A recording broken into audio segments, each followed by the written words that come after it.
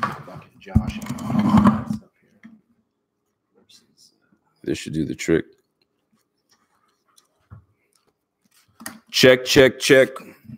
Live and direct. So people are starting to chime in.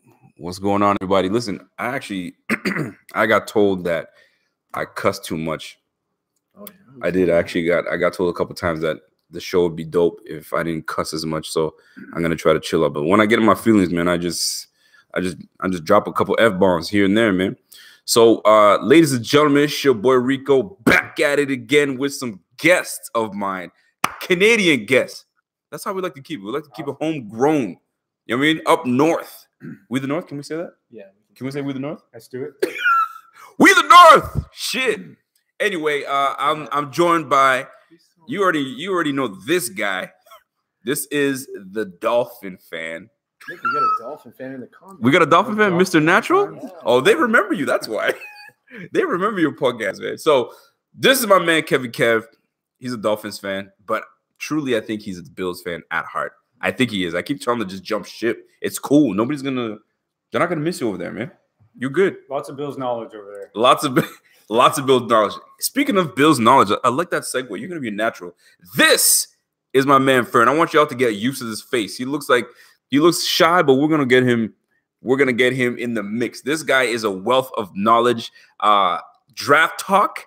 This is the dude. Joe Marino better watch out. That's all I'm gonna say. Speaking of Joe Marino, if you guys haven't realized or haven't checked out Locked on Bills podcast, I was a guest on Joe Marino's show. If you guys don't know who Joe Marino is, he is the head honcho. Can I call him the head honcho? Yeah, he's one of the head honchos. He's one of the head honchos at the Draft Network, and I went on his show and we kicked it for 52 minutes. Your boy didn't realize that they don't know. Listen, if you're a BF, you know. I don't think he knew. So I guess the show that we got on together was one of the highest rated shows ever. I mean, we know. That's what we do at BF, man. Thank you. We do that at BF. They don't realize. Only you guys know what's good. But anyway. The show is filled with humility. Filled with humility. Yeah. Anyway, let's get off that topic real quick. I just want to introduce my two guys. I hope to do this more often, especially this coming year when we beat the Dolphins down twice. We're probably gonna sweep them. I think so. I think a lot of teams are gonna sweep the Dolphins this year. Every team in the AFC East should sweep the Dolphins. We're gonna squish the fish. Listen, ladies and gentlemen, we have a first donation. The ref, my guy, he says, "Go Bills!" Just got my Allen jersey, repping in CO. If CO is what I think it is, Colorado. Is CO Colorado? Yeah. I don't know my geography in the United States, but if it's Colorado, representing Colorado, I love it. Gentlemen, before we jump into this, I hope each and every one of you guys can hear us clearly. Can y'all talk? Because I'm a loud dude. Yeah, you've always been loud. I know. So if you guys can hear us, I just need a thumbs up. I need you guys to talk so they know. What's up, everybody? So, Fern, introduce yourself, man. Tell people who you are so we know. Well, everybody, Fern Bannatyne here, a longtime Bills fan, a draft fanatic. Yes. My life is a draft. I posted an article today on the Buffalo Fanatics about some draft sleepers at defensive tackle, and I'll be running a weekly series up until the draft on sleepers. You guys of need. You guys don't realize we got ourselves a draft guru, man. Sometimes it's the guys that are the quietest that know all the shit. I'm telling you right now. So Bobby's my guy. Bobby is a wealth of knowledge. Now you got two cats. Bobby was really pushing for Peppers there, Jabril Peppers. Oh, he was. He was a big Jabril Peppers fan. I mean, it's not over for Jabril Peppers, but I appreciate each and every one of you guys giving us a thumbs up that we're good to go. We haven't even hit the topics yet. We're at 41 people. So do me a favor. Hit that like, hit the subscribe, share this show so we can get everybody in this bitch, man. I mean, it's a late night show, so it's cool. People are going to play this back. Anyway, I'm going to hit you guys with a topic that we didn't really talk about. We kind of did a pre-production. I'm trying to sound all official. We didn't do no damn pre-production. We just chatted a little bit, but I'm gonna call it a pre-production meeting. But this is something I didn't really bring up to you guys. How do you guys feel about the New York Jets' new uniforms? I hate the Jets. Like I can't stand them. You hate the Jets. Like for years, like Just bring that down just a little bit. There we go. That's better. So for years, it's always like, the Patriots have just been killing us all. Well, Miami wins every year in Miami, and they get slaughtered by 600 in New England. But so you just kind of get used to being beat down every year. It's numb to it, You guys have been kind of crappy for years, and you have up and down. So for those of you who don't know, we live in Ottawa. So our closest NFL team is the Bills. The Bills. So we Bills. We grew up. That was our local station. We watched every Bills game. So I've always been closely following the team, but and then there's the fucking Jets. God, I hate them. Does anyone like the Jets? You don't like the uniforms though? The uniforms are the uniforms are pretty sweet. Yeah. Thank you. I'm a big fan of green. Hate the Jets. Love the color green, not the team. Thank you. I can get down with the uniform. The uniforms are dope. I saw somebody say that they were like the Regina. Yeah, the Saskatchewan Rough Saskatchewan. I'm here talking about Regina. The Saskatchewan Rough Riders. Listen, if they look the Saskatchewan Rough Riders, so be it. The black uniforms with the green on the shoulders. Yeah. Sick. Well, that does look like the Saskatchewan. Listen, man, those Jets uniforms, I don't care what anybody's talking about. Those things are dope. The only problem is, the only thing dope about the Jets is those damn uniforms. Nothing else. Sam Darnold is... I'm not a fan of Sam Darnold. I don't think he's that nice. I don't think he's nice. Yeah. Are you a fan? I'm worried about Sam Darnold. You're worried about Sam Darnold? I think he's going to be a good one. I don't think he's ever going to be a superstar, but I can see a pretty solid 10-year franchise-type quarterback. It worries me a little bit, but hey. Yo, listen, Mr. Small Hand Sam Darnold, he's a Ryan Fitzpatrick. He's just a younger, better version of Ryan Fitzpatrick. He had a turnover machine. The last 4 games of the season or so, he had a really, really good stretch. So you're not big on rookie quarterbacks that have more interceptions than touchdowns? Is that what I'm hearing? Rookie quarterbacks? He's setting you up. No, he's not setting me up because, listen, we're playing T-ball. What about we're playing T-ball here? Can't complete more than say 52% of their passes. Are you talking about Ryan Tannehill? Ryan Tannehill has had he's had 4. First off, for what? Tannehill's 4,000-yard passing seasons. Oh, that's when they made the playoffs. Yeah, they have. Yeah, they have made the playoffs. Yeah. Oh, we made the playoffs about one apiece, right? Bills made the playoffs. Dolphins made the playoffs. So we're about to say. Miami's like 8-8 every year for the last 25 years. It's true. 1 game under 500. It's true. Always mediocre. We're never good. We have 1 year where we're 10-6. We're the last team other than New England to win the division. I hear you. And then there's you guys are.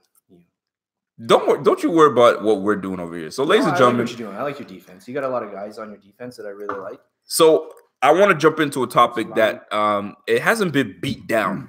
I'm gonna try to bring this closer so I can actually read it, even though I have my glasses on. Can y'all? I need to. I keep leaning in because I want you guys in the frame, but I want to be able to read what people are saying. So here's the deal. I want to bring up the topic of receiver, the receiving room. Excuse me. So right now I've got Zay Jones, 6'2". What is he, like 210? 215? Not even. He's not that heavy. He's not even that heavy. Over 200 for sure. Yeah, we'll say 205. We'll give him 205. He plays a little small, but he's got good stuff. He plays a little small. There's another S word that he plays. He plays a little soft. A little soft. That's probably he's a better soft. word. He's like that. What's that? When you poke that dude in the belly and he laughs. Doughboy. Pillsbury Doughboy. And his confidence is still a bit. He's not shaky. Not where it should be. He's shaky. And it's not even hate. I just need him to toughen up. You know what I mean? Put a little alpha in you. Yeah. He doesn't have that for me. Anyway, so Zay Jones, Cole Beasley, Ray Foster, Robert Foster. I'm thinking of Ray. Yeah. Robert Foster, Duke Williams, Duke. And you got Brown, McKenzie, and Roberts. If you guys don't know who Roberts is, that's our special team ace that we signed. Remember by the way, crushed us last year. He did crush us. He made us look like a boo-boo to fool. That's exactly what he made us look like. The good news is now you have him on your side, and you got rid of your miserable special teams coordinator who went to the Miami. Dolphins. Oh, the Dolphins picked him up? I don't understand how the worst. Why? Like he's so bad. Got a job again? Who hired him? Flores. Oh my gosh! Maybe Flores sees something we don't. Even ex-Bills players were basically coming out talking, criticizing his concept. Yeah. Listen, sometimes you got to stay within the division, and I get it. I completely get it. So here's my question, gentlemen. Right? We have 1, 2, 3, 4, 5. We have, I'd say, 4 locks to make this team: Zay Jones, Robert Foster, Cole Beasley, John Brown. We'll get to that. Those are your locks. How many receivers are we keeping for the year? I would actually argue that Zay Jones might not even be a lock at this point. I mean, he's still under a pretty solid contract, but he hasn't really shown much over the first 2 years. With the signings we've made, I don't think it's a guarantee at this point. It's not a guarantee. So my man Fern says it's not a lock for Zay Jones to make the squad. So we're going to segue into that because you making that point is something we're going to talk about in just a moment. So here's my thing. 4 of those guys are locks. How many receivers are we keeping this year? 6 or 7? 6. 6 receivers? I think you keep 6. You probably want to keep 5 wideouts that you're going to use, and you'll keep Roberts, who's technically a wideout, and he'll be your so then we'll say 5. So if Roberts is the guy that's going to make the team, that's 5 locks. I think, Roberts is a lock. So that's 5. Does Duke Williams finish off as the 6th receiver that we keep? Maybe. Or is it Isaiah McKenzie? Williams is very intriguing. He offers something different than the rest of the receivers. I would keep Williams over McKenzie only because McKenzie's one of your slot guys, and you got Beasley and Zay that should be playing the slot. Thank you very much. I think Williams is the only true X receiver we have on the team that could present a red zone threat. Could be a change mover. A lot of development to take place there. Okay. It's obviously going to depend on how they do in preseason, but I would keep Williams just again because of his body type. And I like McKenzie. He did a lot of nice things for you when you guys introduced him in the year. Certainly. More innovations by Dable. Yeah. And I'm just ripping. But I'm listening. I'm ready to rip you, but I'm like McKenzie came in. McKenzie made a few nice plays. He's got some speed. When you guys made that conscious decision to switch to put more speed on the field at one point in the year, our offense really it definitely showed. But again, his skills are duplicated by Jones and Beasley in that he's a pure slot receiver. Great. Which brings me to this question: 6'4", 230, or a 5'10", 5'11", 185 receiver. If you're going to go with those 2 size of receivers, are you going with the bigger guy that's a big up, body up, catch the ball, body you up, or the guy that has separation that can get open? Which one would you rather on your squad? Well, what are we talking about? Like, what do I want? You want a big boy receiver? I'd rather have Antonio Brown over Devontae Parker. But you know what I mean? Okay. So it depends they have different roles too, right? And I think like Kevin was mentioning, like McKenzie, there's players on the team that already kind of fulfill that role. Another thing with McKenzie, those guys are kind of a dime a dozen. There's a lot of those guys in the league. Like McKenzie was picked off the scrap heap. True. Duke Williams, guys that with his size, and he's not the fastest guy, but if you can get a guy that can play with his size, those guys are a little harder to find. Is a big receiver overrated?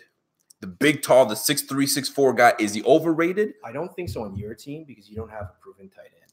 You need a red zone threat. So yeah, if you guys had a tight end, like that, like a Gronkowski, or it doesn't even have to be that good, but like an actual red zone tight end that could go in and win those red zone battles, it would be a different story. But you don't. I'm not saying Croft won't do it, but I haven't seen enough from him in his career to say, yes, that guy's going to be a good player. I respect it. He's done okay in flashes. Okay. And Kroom is, again, flashes here and there, but there's no consistency. So jump on that. Well, it should just be noted, I think it was at the Combine where Sean McDermott in an interview actually mentioned that he really values what Greg Olsen was able to give Carolina in Carolina. Right. Carolina. So it was about like when we needed a first down, he was there. We knew it was going to him, and so on and so forth. Could be foreshadowing for the draft, or it could be a guy like Duke Williams. So I have to say though, somebody called the Natural. Mr. Natural is getting killed in the chat. He's trying to talk about the Dolphins and Joaquin. Listen, I like Joaquin, first of all. But I don't know what he's just getting slaughtered. I see him getting slaughtered. He's the only Dolphin. He's the only Dolphin fan. But I mean, y'all get slaughtered all the time by the Bills. I mean, it's no. We're 3-3 in the last 3 years. Anyway, and the year you went 2-0, which was 2 years ago, right? It was when we didn't have a starting quarterback. And it took you to the last play of the game in Week 17 to make the playoffs. We had we like to be dramatic. We play to win the game. That's what we do. We had a 4th string quarterback playing. Right. A left tackle that had never even played before, ever. And he got his first start. We had guys on the roster I didn't even know. Right. And you guys needed an interception at the end of the game to win. So CJ Gaines. Okay, so before we even get into all that, we've got 64 people in this chat. Welcome for every one of y'all that's in this bitch. We're about to now turn up a little bit. We're about to jump into the draft because I brought up the receiving core just so we can warm ourselves up before we get into the draft. So we are drafting. We've got 10 picks in the next upcoming draft.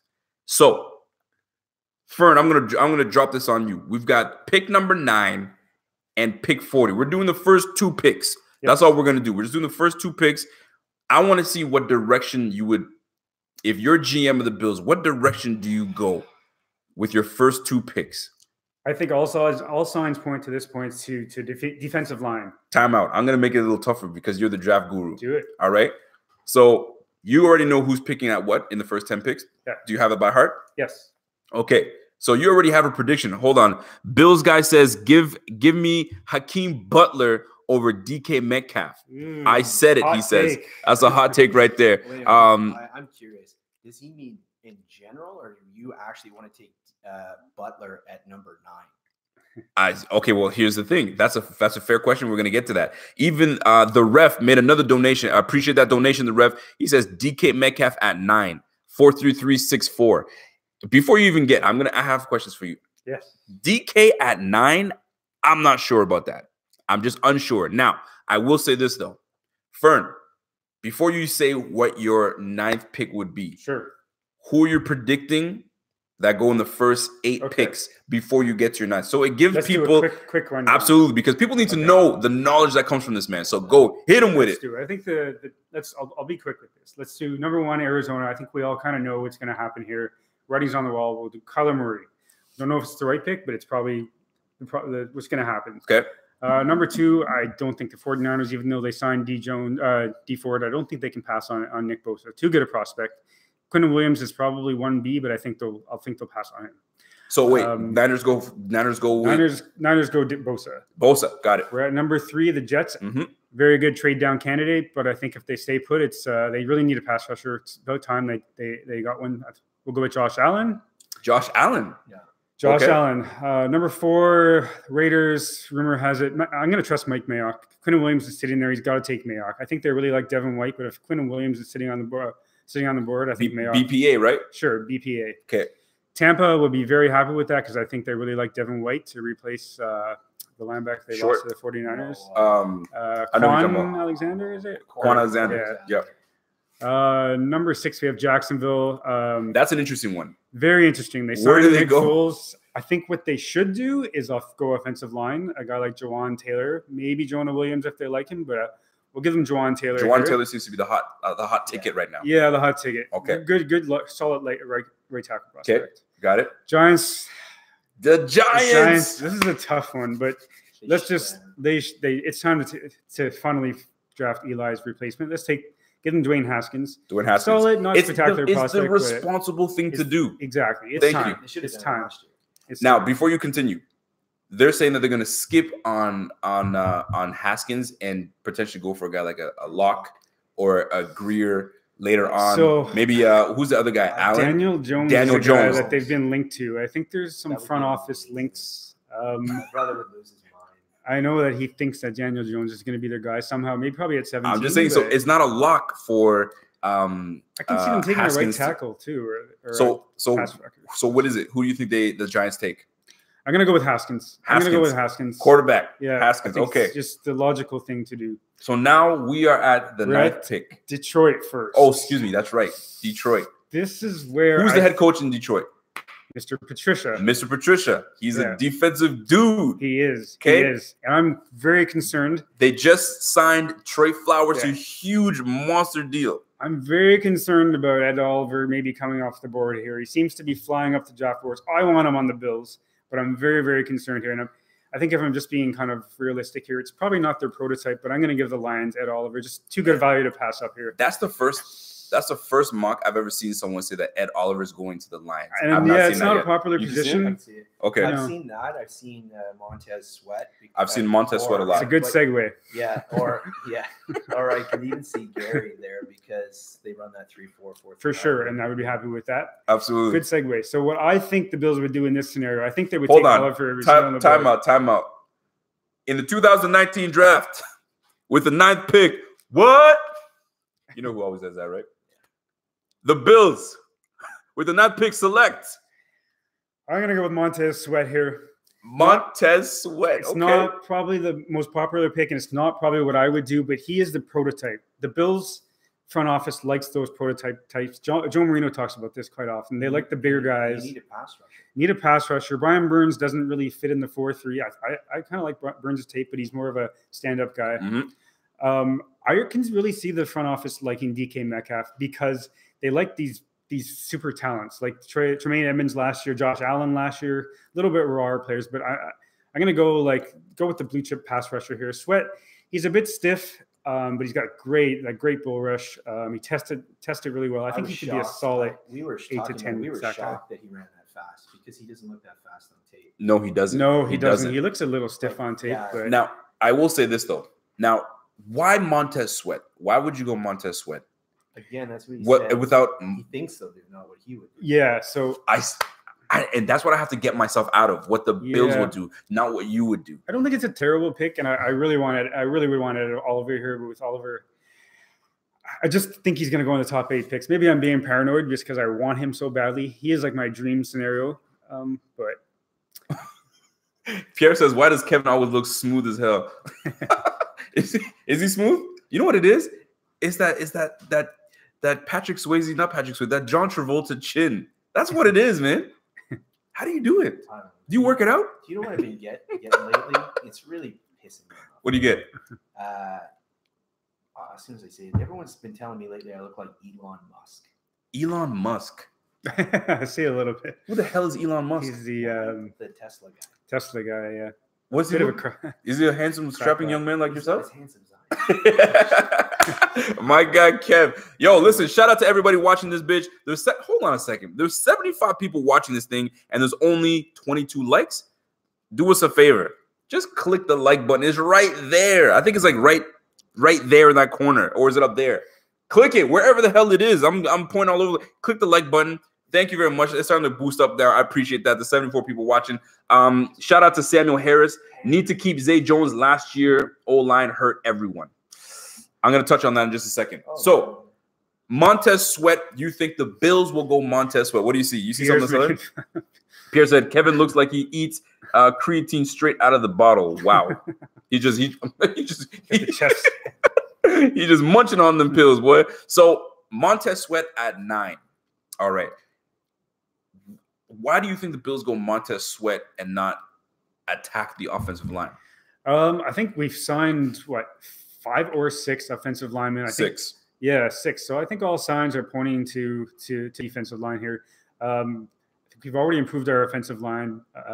We with what's his name, Jawan Taylor off the board. I'm not crazy about the tackles at 9. I think maybe if we trade it back, we can take a tackle. But what about taking what's his name, Dillard from Washington? So not a big Dillard fan myself. Neither am I. But I want your take on this now, ladies and gentlemen. If you guys are just tuning in right now, this strapping young man, look at them showing the forearms and the biceps and all that stuff. He doesn't know I know those tricks. I know those tricks too. But check this out, though. This is a Dolphins fan. Kevin, I love this dude, man. He's objective. He does not favor. He sees it from an outside looking in. So we've already, Mr. Nat, we got Pete Martinez, a Dolphins fan. Yo, you got some support. Yeah, we got some support for the Dolphins fans. So, and you know what? I like this because it's not all just Bills fans in this thing watching. Okay, hang on. Marvin Harrison here. Okay, Marvin Harrison says, "What about Jeffrey Summon from Mississippi?" Speak on it. Speak on it. Speak on it. I want Miami to take. So Miami's going to be garbage next year. They're tanking. They're purposefully. I think they have 50-some players on the roster. They need another 38 players, and they have 7 draft picks. So they're going to be littered with undrafted free agents.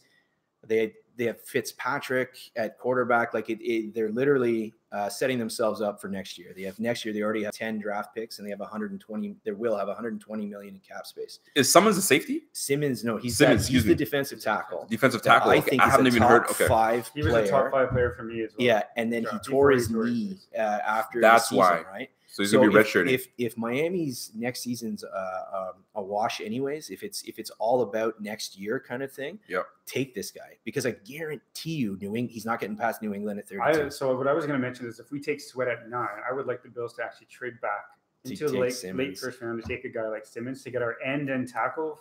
Yeah, that would be a fantastic start of the draft. So I like the fact that you like to go Simmons. Simmons, is that his name? Yeah, Jeffrey Simmons. That's who. He's Sweat's college teammate. Ah, okay. So I got to watch the film on that then. Yeah. What do you think the Bills do at 9? Fern says we go Montez Sweat because Ed Oliver goes to the Dolphins. Excuse me, the Lions at 8. So what direction do you think the Bills go at 9? The same. They're either going to go. They're not going to take Gary because I don't think he fits your scheme that well. Okay. You already have another defensive end. I'm not a big Gary fan. Not a fan? No, yeah. He hasn't done anything. No. Great. I mean, he seems from the film that I watched. He seems very instinctive. He's in the back. Like he reads things. Well, the thing quick. is that he does fit your parameters of an outstanding athlete who tests freakishly well. Yeah. He's not as fast, straight line as Sweat, but but he's very like size speed ratio. And he comes from a big program. I could see them that, but I could see Metcalf as well, because it really comes down to, I think, what does your team think of Foster? Is Foster a number 1 receiver? Because no one else on your roster is a number 1 receiver. You've got some nice complementary pieces. Brown's a great deep threat. Beasley's a nice slot guy. Zay Jones has some untapped potential. But no one is a number 1 receiver except possibly Foster. What do you got? I haven't seen Foster do it yet. I haven't seen the short to intermediate game develop yet. The long game for sure is there. Great. Like it's great. A great marriage with him and with Josh Allen's arm. I still think we need, whether it's a tight end, I think we need a move the chains guy. I wouldn't be surprised if the Bills seem to like to move around a lot, or at least Bean does. What if? Yes. Here's a scenario for you. You let me know if you like this. What if he drops down with someone, let's say like 13, 14, 15, and you go with one of the tight ends? You know what I mean? Because tight end is a glaring need on your team, I think. Is it though? I think it is. I think both your tight ends are subpar to poor. It's plausible, but why? You really want to go into a season with Jason Kroon? But this is why we brought in Croft, two slot type receivers. Maybe we're not going to be highlighting the tight end as well. You get a chance to draft a blue chip defensive lineman. Thank you. That's what I'm talking about. Let me. Blue chip pass rusher just stay every year. Shout out to the ref. The ref is hooking us up. He says, shout out to all my what's that say? RuneScape players. My RuneScape players. What does that mean? Yeah. Tell me what that means, the ref. Now, I don't want to dismiss what the ref is saying. Now, here's my take. Ed Oliver, I believe, is still going to be around. I hope so. I think that Patricia is going to try to have bookend. They just lost Ziggy Ansah.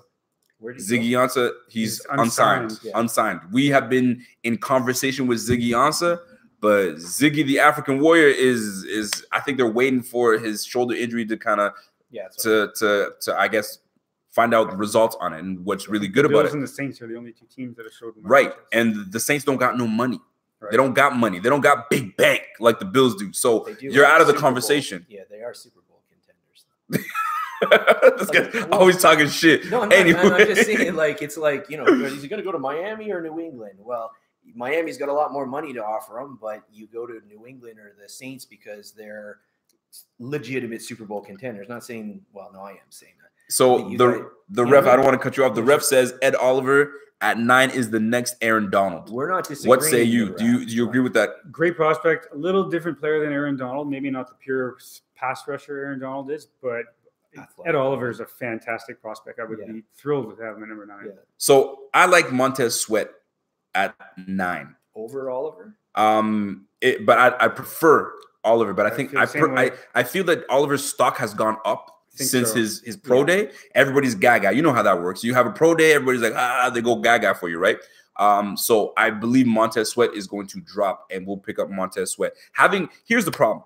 You have a guy like Jerry Hughes that constantly has a nice motor, gets after the quarterback, whiffs a lot. No one makes more plays than him. Which is fine. But get this, though. When you have a bookend, D-end like Jerry Hughes, you need someone to complement him on the other side. Make the quarterback have to, you know what I mean? When Jerry Hughes is the only one causing pressure, all the quarterback has to do is step up into the pocket. He's not worried about no left end coming at him. So if you get a Montez Sweat that can set the edge, for sure. Has length, he's like a Alden Smith. Yeah, but so would, you know what I'm saying? So would a defensive tackle, right? Well, we have Star. Defensive line. We have Harrison Phillips. I'm not saying that those guys are. I'm saying those guys aren't pass rushers. Latui's never going to be a pass rusher. No, you're right. Phillips isn't really. I think after next year, I don't think the Bills have a defensive end under contract. Thank you. So, this is the point I'm trying to get to. So your best Murphy is Alexander. Give me one word to describe Murphy last year. Disappointing. Mediocre. Perfect. Disappointing. Shaq Lawson. Thank you. Your facial expression gave me everything. I can see Lawson having a decent year. He did improve. But is he enough to give him money as a fifth year? Yes, yeah. That's what I'm talking about. So he's a question mark. Star Latulilae is not even a lock for next year. So this line is going to be depleted. We must. I can't stress enough. Jordan Phillips. Nice little signing. I like Jordan Phillips. Are you still salty about that, by the way? No, like he's okay. Like don't try to disrespect Phillips now because now he's on the Bills that he's okay. You loved him when he was on the Dolphins. What do you mean I loved him? I didn't love him. I thought you loved him. Every year you're waiting for him. He's that guy you're always waiting for to break out. Well, listen, he makes plays. He is embracing Buffalo and he's loving it, and he's going to be having an impactful year. Game and then 3 games where you don't even notice him. By the way, I don't want to dismiss anybody asking questions. I'm getting the Bills until what do you say? I'm getting the Bills until 2025. The gamer says, the ref says Shaq Lawson is not living up to his first round price. Not at all. But that's Rex Ryan's fault. Rex Ryan, you can't. Clemson defensive tackles, defensive ends. Yeah, almost as bad as Florida State defensive ends. Thank you very much. You feel me? So like, I'm not convinced on anything to do with Clemson defensive tackles, and that's unfair because Wilkins, defensive end. Wilkins is one of them. He's Christian, a tackle, yeah. And then who's the other? There's another Lawrence, Dexter Lawrence. Those guys are phenomenal dudes, but your team does not produce. Cleveland Farrell is a solid player. Just because someone hasn't done it in school in the past. I know. It's unfair. How many quarterbacks has Wyoming produced? So does that mean Josh Allen's going to be a failure because no one else? Good point. Really fair point. No, fair point. But sometimes it does have something to do with the coaching or the system. Yeah, I know. But I'm talking if you go back like 10 years. Absolutely. If you go back 2 years or something, and it has to do with the scheme or something or a current coaching staff, fine. But it's like the guys that say, Sam Darnold's going to fail because Rodney Peete failed in the 80s. Like so what does that even mean? Do we keep Shaq Lawson next year? Well, you have to wait and see how he plays this year. It's all about a wait and see, correct? It's a wait and see. He was definitely better last year than he was. If you think about it, by next year, it's going to be Star, Phillips, maybe just the one Phillips. Oliver. So you know what I'm saying? I'm just talking about the people you have on the team right now. Jerry Hughes is in his last year of his contract. Yep. That's another thing. Jerry's in the last year. 32? 31. I don't think he's 32. Yeah, I think he's like 31. Yeah, he's 31. I think he's 31. But like the line's going to be depleted. I'm sold. We are going defensive end. And we're going defensive end. It's in the books, man. Book it. Book it. Book it. Say it loud, man. Say it loud and say proud. Book it, bitch. Defensive end. Defensive line. My man Fern. Book that shit. What about you? Well, your whole theory, you just named a bunch. You don't have any defensive tackles either. So it could be a tackle. Defensive line. That's right. Yeah. Defensive line. The trench. The trench. Sorry, I apologize. So I wouldn't be crazy about Christian Wilkins on 9. I know that's a popular kind of mock, but I mean, just solid. Unspectacular. I don't see him being a great dynamic pass rusher. On Miami. Who's Joe Jackson? Are you familiar with the Joe Jackson? He played for Miami. Talk to me about Joe Jackson. Joe Jackson's a really good pass rusher. Are you talking about Joe Jackson, Michael Jackson's father? Wait, are we talking? Yeah. No. Together a solid post career. But sorry for that reference. I had to. Joe Jackson. Go ahead. I was just gonna say, really good frame. Looks like a left defensive end. Yeah. A lot of developing still to happen. I think he's a junior, isn't he? No, he's a senior. Is he? Okay. For Miami, and he was their best. He wasn't the most talented player. He's their best pass rusher. He's just like relentless. You know what I mean? He's got a motor. non-stop all the time, but like with athleticism to go with it. He's got a really nice looking frame. Like he looks the part. Yeah, he looks like a 4.3 in for sure. Yeah, so he's led Miami in sacks the last couple of years. So we now go through the first pick. You took the Bills take Montez Sweat. Who do you got Miami taking? By the way? Yeah, who do you got Miami taking? And who do you have Miami taking first? What would you say if depends on who's if the way it falls? Actually, no, keep going because then we can get to him. Sure. Yes. So we have 11. I think I'm impressed that you Denver. have who's 10. Sorry, did we? Yeah, we got to go to 10. 10 would be Denver, right? Let me. Where is that? Where's Denver, Cincinnati, and then Miami? Miami's 13. Okay, so we're missing somebody. Because we finished above you guys. Who's next after the Bills? Who chooses after the Bills? If you guys, while we look this up. Denver, Cincinnati. I think we're missing a team. We are missing. So we got after the Bills, it's Denver Broncos. Denver. So Denver Broncos. Do they take a lot? So who does Denver? That's a weird team. I don't know where they go. I think they're gonna go with a guy like Devin Bush, linebacker. Yeah, I think he's gonna really jump up the boards because it's a very weak inside linebacker class, and it's like a dire need for them. I think they would really like Oliver here just to keep adding to that pass rush. Absolutely. Really big fan of Devin Bush. I think Bush. It's very possible that. So Devin Bush is the Denver Broncos. A little bit of a sleeper. Cincinnati. We have Cincinnati and then Green Bay. Yeah. Cincinnati. I think they're a trade up candidate. First of all, for maybe a guy like Haskins. So I'm gonna Haskins. Yeah, possibly Haskins. Really? So they don't believe in. I think it's time. They have a new young coach, an offensive-minded coach. So I'm going to give them the next best quarterback. I'm going to give them Drew Lock here. I think it's time to Drew Lock in the first 15 picks.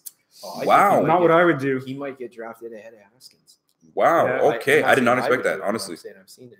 Okay. I wouldn't be surprised if these quarterbabs fell. To tell you the truth, I don't like any of the. I would not take any of these. Is this like the 2013 draft class? Would you say? Other than Kyler Murray? Oh, isn't 2013? I don't even think Kyler Murray's a lot. 2013 was the draft class of. Then again, I thought EJ Manuel. Oh, okay. Who else was in that draft class? 11. Sorry. Yeah. Who else was in that draft class? I don't remember. That's Geno Smith. It's a little better than that class, but it's not like last year. Okay. Sure. No, definitely not. I'm not. Yeah. Who do you have at Green Bay, number 12? Green Bay. I think they really want a guy like Devin Bush as well, but with him off the board, I'm going to go with offensive line help here. I think they have a open spot at right guard. Their right tackle's getting old, Bulaga, so I think they'll take Jonah Williams. Jonah Williams to the damn Green Bay Packers. Look at Fern. Offensive lineman. Gee, look at do you agree with that? Would you like that? No, that would be par for the course. A lot of people have them taking a tight end. Miami wants. I was just going to mention that a guy like Fant would be amazing in Green Bay, but or Hawkinson or Hawkinson for sure. For sure. Okay, so now we've reached the Dolphins. Who do you got? Well, at this point, I would have rather have taken who I would take is Jeffrey Simmons. If I don't take Jeffrey Simmons, I take Dillard from Washington. I put him at right tackle, and I pair him up with Tunsil for the next 6-7 years. I like that. Tunsil's nice. What I think they might do is they're more likely to they're more likely either to Christian Wilkins. I pray they don't take Brian Burns. Are they switching to the 3-4? You really don't want to take Brian Burns? Base 3-4? Well, it's a hybrid, which means you're going to play the 3-4 like 15% of the You lost Cameron Wake. I think Burns is a very good possibility here. The way the board played out. I think Burns would be a very big possibility. I really don't want them to take him. But somebody's asking if the Dolphins are going QB, but I think they're going to wait a year, right? I don't think so. You don't think they'll go QB? I really don't. Everything they seem to have been doing is accumulating draft picks for next year. Like every trade they made with Quinn and Tannehill and all these guys, it was all for picks for next year. I think they're looking at next year's draft because you got Tua, you got Fromm, you've got Herbert, and who's the other kid that I really like? He plays with a small school. Justin White, and what's his name? You talking about who? What position? I know who you're talking about. Correct? He's Finley. No, not Finley. He's not one of those guys. But it's a huge draft class next year. All right, so I'll respect it. So I think that it's hard to say this far out, but it does look like a better class. So your 13th pick is Jeffrey Simmons. That's who I would take. I would take Jeffrey Simmons. Who do the Dolphins take, though? I think they either take Wilkins or Burns. Wilkins or Burns. I would go with Burns. Burns. And I think Wilkins is a possibility too. Okay. They have no defensive ends on the roster. I don't know who their defensive ends are right now. What's his name? Charles Harris and Woodward and a couple of Calvin Volvo. And like Kevin mentioned, I think they're going to go with like high upside guys. And I think nobody has at this point in the draft, like love him or hate him, Burns is like amazing pass rush. But would you rather have him than Simmons if they're healthy? I'd rather have Simmons. And if next year, personally, Simmons all the way. I think and Simmons, like I said, next year's a wash. They're going to be 3-13. They're tanking. So take the time. I would agree with you, but I don't think Cameron Taylor says draft a running back. Who the hell said draft a running back? I know he's questioning someone. Someone said draft a goddamn running back. Come on now. Justin Herbert might be meaning right now. He's probably maybe talking to someone else. Yeah, he's talking to somebody else. Somebody said to draft a running back. At some point, drafting a running back. You got father. So here's the deal. So we're down 9 picks. We have Montez Sweat on the line. Actually, the ring of Montez Sweat on the Bills makes he's gonna be. Listen, man. He's gonna be making a lot of quarterbacks sweat. I'll tell you that much. I went there. I'm sorry. It was there. It was right there, and I knocked it out, man. So pick 40. I know we can't go through every one of those picks, but now you're in a position. What would you take? Now, what the Bills actually, give me both. What you would take and what the Bills would take. I mean, it's really going to depend if it's on the board here. I think let's talk about positions. If you go pass rusher in the first round, I would love to go defensive tackle here. A 3 technique in the second round. Got it. Okay. I think for me, a dream scenario, and I don't think he'll be on the board, but it's possible, would be Jeffrey Simmons, the guy we're talking about. Do you think he falls that far down? It's hard to know. So he has the character concerns, pretty ugly incidents before college. Okay. And there's a video of him beating a girl on the ground. Was that bad? I haven't seen it. It's worse than the Mixon video. Mixon was bad, man. Yeah. And now this happened before coming out of high school, and he hasn't had any incidents. Yeah, and all signs point to him being a great team. Got it. So people change. Now, Jeffrey Simmons may be gone. He may be gone. Yeah. So what is that typical pick at 40? I think it's probably too early for a running back because I think Josh Jacobs is off the board. We'll be looking tight end here. I'm not the biggest fan, but I think a guy like Irv Smith could possibly be the pick.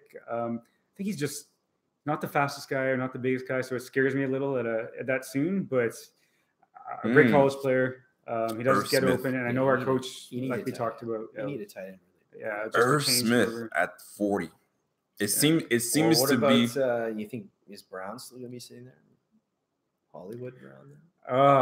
Would you go Hollywood Brown? Yeah, we don't need receiver that high. Personally, we already have a few Hollywood Browns, very similar players on this. For real, I'm with you on that. Now, for me, I'm sticking to defense. And I feel like now this made a big difference. If Ed Oliver was, I'm like you. Yeah. If Ed Oliver was available at 9, then I'd be getting that guy from Florida, Ja'Kai Polite. I love Polite. I would go Polite. I like his tape. I don't think he's a guy the Bills would gravitate to. Why not? Because our process type, culture type guys. Process? The process. Process?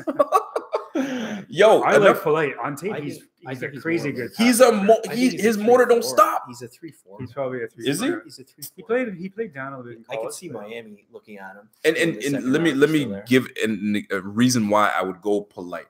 Is we need to get after it. Like, you have no idea how we lack pressure on quarterbacks. We lack it. When we had dude that went to the Browns and failed, the head coach that went to the Browns and failed.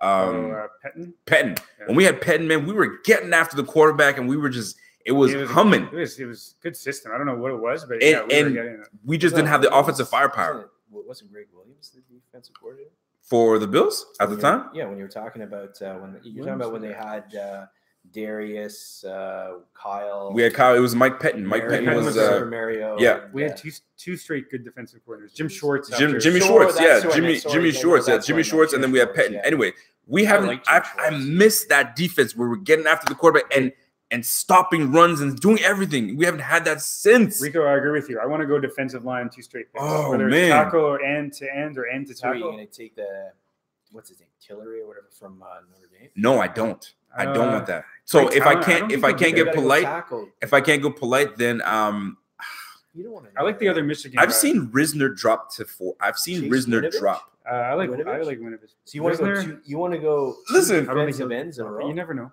Listen, I'm going to tell you something. No, if we get Oliver at number 9. Oliver at number 9. Okay. Joe Marino mentioned Winovich as well at 40. Yeah. And he says he's a sneaky good. He's a linebacker, right? Either. He's a defensive end. A defensive end? He can play outside linebacker too. Huh. He tested really well. Great hustle and tape. Like good body. Like he's a pretty compact guy. He's a coach's son, right? Got the long flowing hair. He's a coach's son. He hustles hard. He's in the playbook. So he looks like the old Steelers guy, Kevin Green. Kevin Green. Oh, he's got a mullet? Yeah. Oh, he's one of those guys. Yeah, everyone expected him to be all hustle guy, and no one expected him really to test that well. CR says this draft is stressful. Bro, I'm with you, man. Like we can go in any direction that we need to go. It's too tough. But I'm all about bolstering the defense. The defense is all about bolstering. Total agreement. Could you? I wouldn't go corner. I'm not arguing. I thought about it. I'm just saying. So you had you were ranked number 1, I think, in the league last year. In what? In defense. Well, we were top. I think we were ranked 3. You were 3rd or something. Yeah, we were 3rd. We were top 5. Yeah, we're top 5 defense. But our defensive line, there's definitely top 5 defense, right? You got a second-year run-first quarterback. You have signed a bunch of linemen, but are any of them good? And I'm not saying they're not. I'm just playing devil's advocate. I got you. You have a hole at tight end. You, I think Foster could maybe develop, but do you have a number 1 receiver? Yeah. And you guys want to go back-to-back defense. I'm just finding I'm not arguing. I'm just thinking all of our free agent pickups were like essentially offense. Who's playing left tackle? Are you still keeping Dawkins there? Okay, so can we touch on the line? Yeah. Sure. If you had, and I think you know our roster pretty decent. I'm gonna start with you, Fern. You have with the line that we have right now. Yeah. Who do you go from left to right? Who's your starter right now today? So what I would do? Yes, what you would do. It's a little bit of a unique take. Okay. Let me think about it because I was gonna say because I have my of what I would do. So okay, so here's what I would do personally. I'm putting Ty Nsekhe. That was my take. So we might be on the same boat. Yeah. So Ty Nsekhe, get your ass to the left tackle. Oh, he played very well. Get there. Listen, you're not getting any younger. Sam Young. You're in your left tackle 2 years ago. I don't want to even say prime, but this is your opportunity. Yeah. He's a starter on a prolific Washington offense. Thank you. So he played well, and he's a swing tackle, right? He can go left to right. Left tackle. Get your ass to left tackle. Try him out there. What was that? Try him out at left tackle. Absolutely. Yeah. Okay. Here's where it gets tricky. Now, the traditional, I made a video on this just the other day. I would have put, he doesn't like hearing this, but I'm going to put it anyway. I'm going to put Dawkins at left guard. It's not like it's foreign to Dawkins. He was correct me if I'm wrong. Did he not come out of college as a guard? And he's got a guard type body. Like he's what, 6'3", 6'4"? That's a perfect size for you, bro. But I remember we kept saying he played tackle at Temple. He played guard for us in the first preseason. Somebody says Yanni Kajust. Yeah. We'll talk about that afterwards. But anyways, proceed on the line. But Dawkins, he played tackle in college. But when he came out, I thought he would be an all-pro guard. I desperately wanted Miami to draft him. He was projected as a guard. Yeah. But you guys played him at tackle, and he's done okay. You know what? But do you want him to be okay at tackle? Thank you. That's what I'm talking about. I agree. Thank you. Guard. Kevin, but man, I think Dawkins is a guy that could really have a big third year. I think now he didn't have much around him last year. It was his second year. I think he's even admitted that his practice habits weren't the best. Right. He did admit it. He knows he didn't have the year that he was supposed to have. He knows it. That's what's promising. Like a driven guy. But we don't have the time to wait to see if you're going to do this, that, and the third. Your rookie year was your chance. Your second year was your chance to really skyrocket and do it. I don't want to hear no sophomore slump nonsense. I'm not trying to hear it. Now he has a guy like Spain beside him. It's a big difference. So okay, so Ty Nsekhe at left tackle. You're gonna keep him there? You know what? I'll be different. I'll go Dawkins. So Dawkins at left. So I'm gonna go Ty Nsekhe at left. Okay. Then I'm gonna go Dawkins at left guard. Okay. But I thought I was going to put Spain at right guard, but then I've been realizing he's never played right guard. So you know what? Move his ass over. We're gonna go Nsekhe, Spain, and I'm making the switch on the fly right now. Yeah. Morse, Dawkins, but I don't know if Dawkins even played right guard. I'm not sure. Dawkins at right guard, and that right tackle is where I struggle. I struggle, and I think that's where we draft. I think if you draft a guy, because with the line you just mentioned, I would keep Dawkins at tackle and put him at right tackle then. because and then put one of your Teller, put Teller at right guard or something. Because both Dawkins struggled a little bit at right tackle when they tried it out. Yeah, he did. Preseason. That's why they brought his ass back to the left. Yeah. So we have two guys who kind of struggled with, I can't pronounce Niseki or whatever. Niseki. Kind of struggled at right tackle. But. So Bills fan 7883 says Dawkins is a tackle. He's either our left tackle or he's traded. Whoa, that's a hot take. My opinion. Oh, we have Waddle too. With Niseki and Waddle's versatility, Dawkins adds no value there. Spain and Long are good guards. Plus Taylor, Dawkins, LT, or gone. Wow, take. I've never thought of Dawkins being gone. Well, no, I think with all the help that we need, I think he wouldn't be happy. I don't think with moving the guard. So, but he's gone, meaning you're out of here, traded, or gone. He'd have to be traded. I think that's. Why would you trade a player like that? No, you don't. And Corey Savoya says Terry McLaurin. Am I saying McLaurin? Excuse me. Or Debo Samuels might be worth a poke at 40 if not. N'Keal Harry is off the board. Who did nothing in college, great special teams player, has good speed, but he's so underdeveloped. And now he's all of a sudden the first or second round. You know what it is? I think it's his ability to separate and run routes. He's a great route runner, and he's a good guy. Like he's the coach's favorite. Sometimes guys, I don't know if it's how many stories are like this, but they in college, lots of potential. They go to the NFL and they flourish. I don't know if I've ever seen any cases like that. Could it be that way for McLaurin? Could he find a role? You know the college game much better than I do. He strikes me as a New England Patriots guy, good special team player who develops into a some sort of. So how do you fill out our O-line? Or are you okay with how we did it? Or what would you do? I think I don't know. I'm not that high on a guy who can't crack the Redskins starting lineup. To put him at left tackle. Although they had Trent Williams and Morgan Moses. Trent Williams is a monster. How do you unseat Trent Williams? That's what I mean, right? He's like I seen him play. He's played okay, but you're really banking on a few games he's played, and you're going to put him at left tackle. Like, let's see how he does in preseason. Put him at right tackle. If Dawkins can't play right tackle, then keep him at left tackle, and hopefully by putting a better guard, the Spain beside him, he'll have more confidence. You disagree? I don't disagree. I was just thinking to myself that we have a lot of good problems on the defensive line. We have a lot of players who are going to be competing for starting jobs who can probably start for a lot of teams. That was that was the premise. That's what McDermott wanted to do, because last year was a revolving door everywhere. He was playing just musical chairs. You here, you there, you there. There was never any continuity. Nobody could gel. Right. But it's not his fault because nothing was happening. It was a turnstile. Come on in. Come on in. Yeah. Golly, man. So it kind of gets to the point where he's sick and tired of it. So he's like, you know what? I'm signing everybody that I can. Y'all duke it out. We still have Ducasse and the center on the roster. You want to hear something funny? Vlad Ducasse was actually rated according to PFF in pass rating was 79. Oh, yeah. 79 as a pass run blocker. He was horrible. He had better grades than the guys he signed.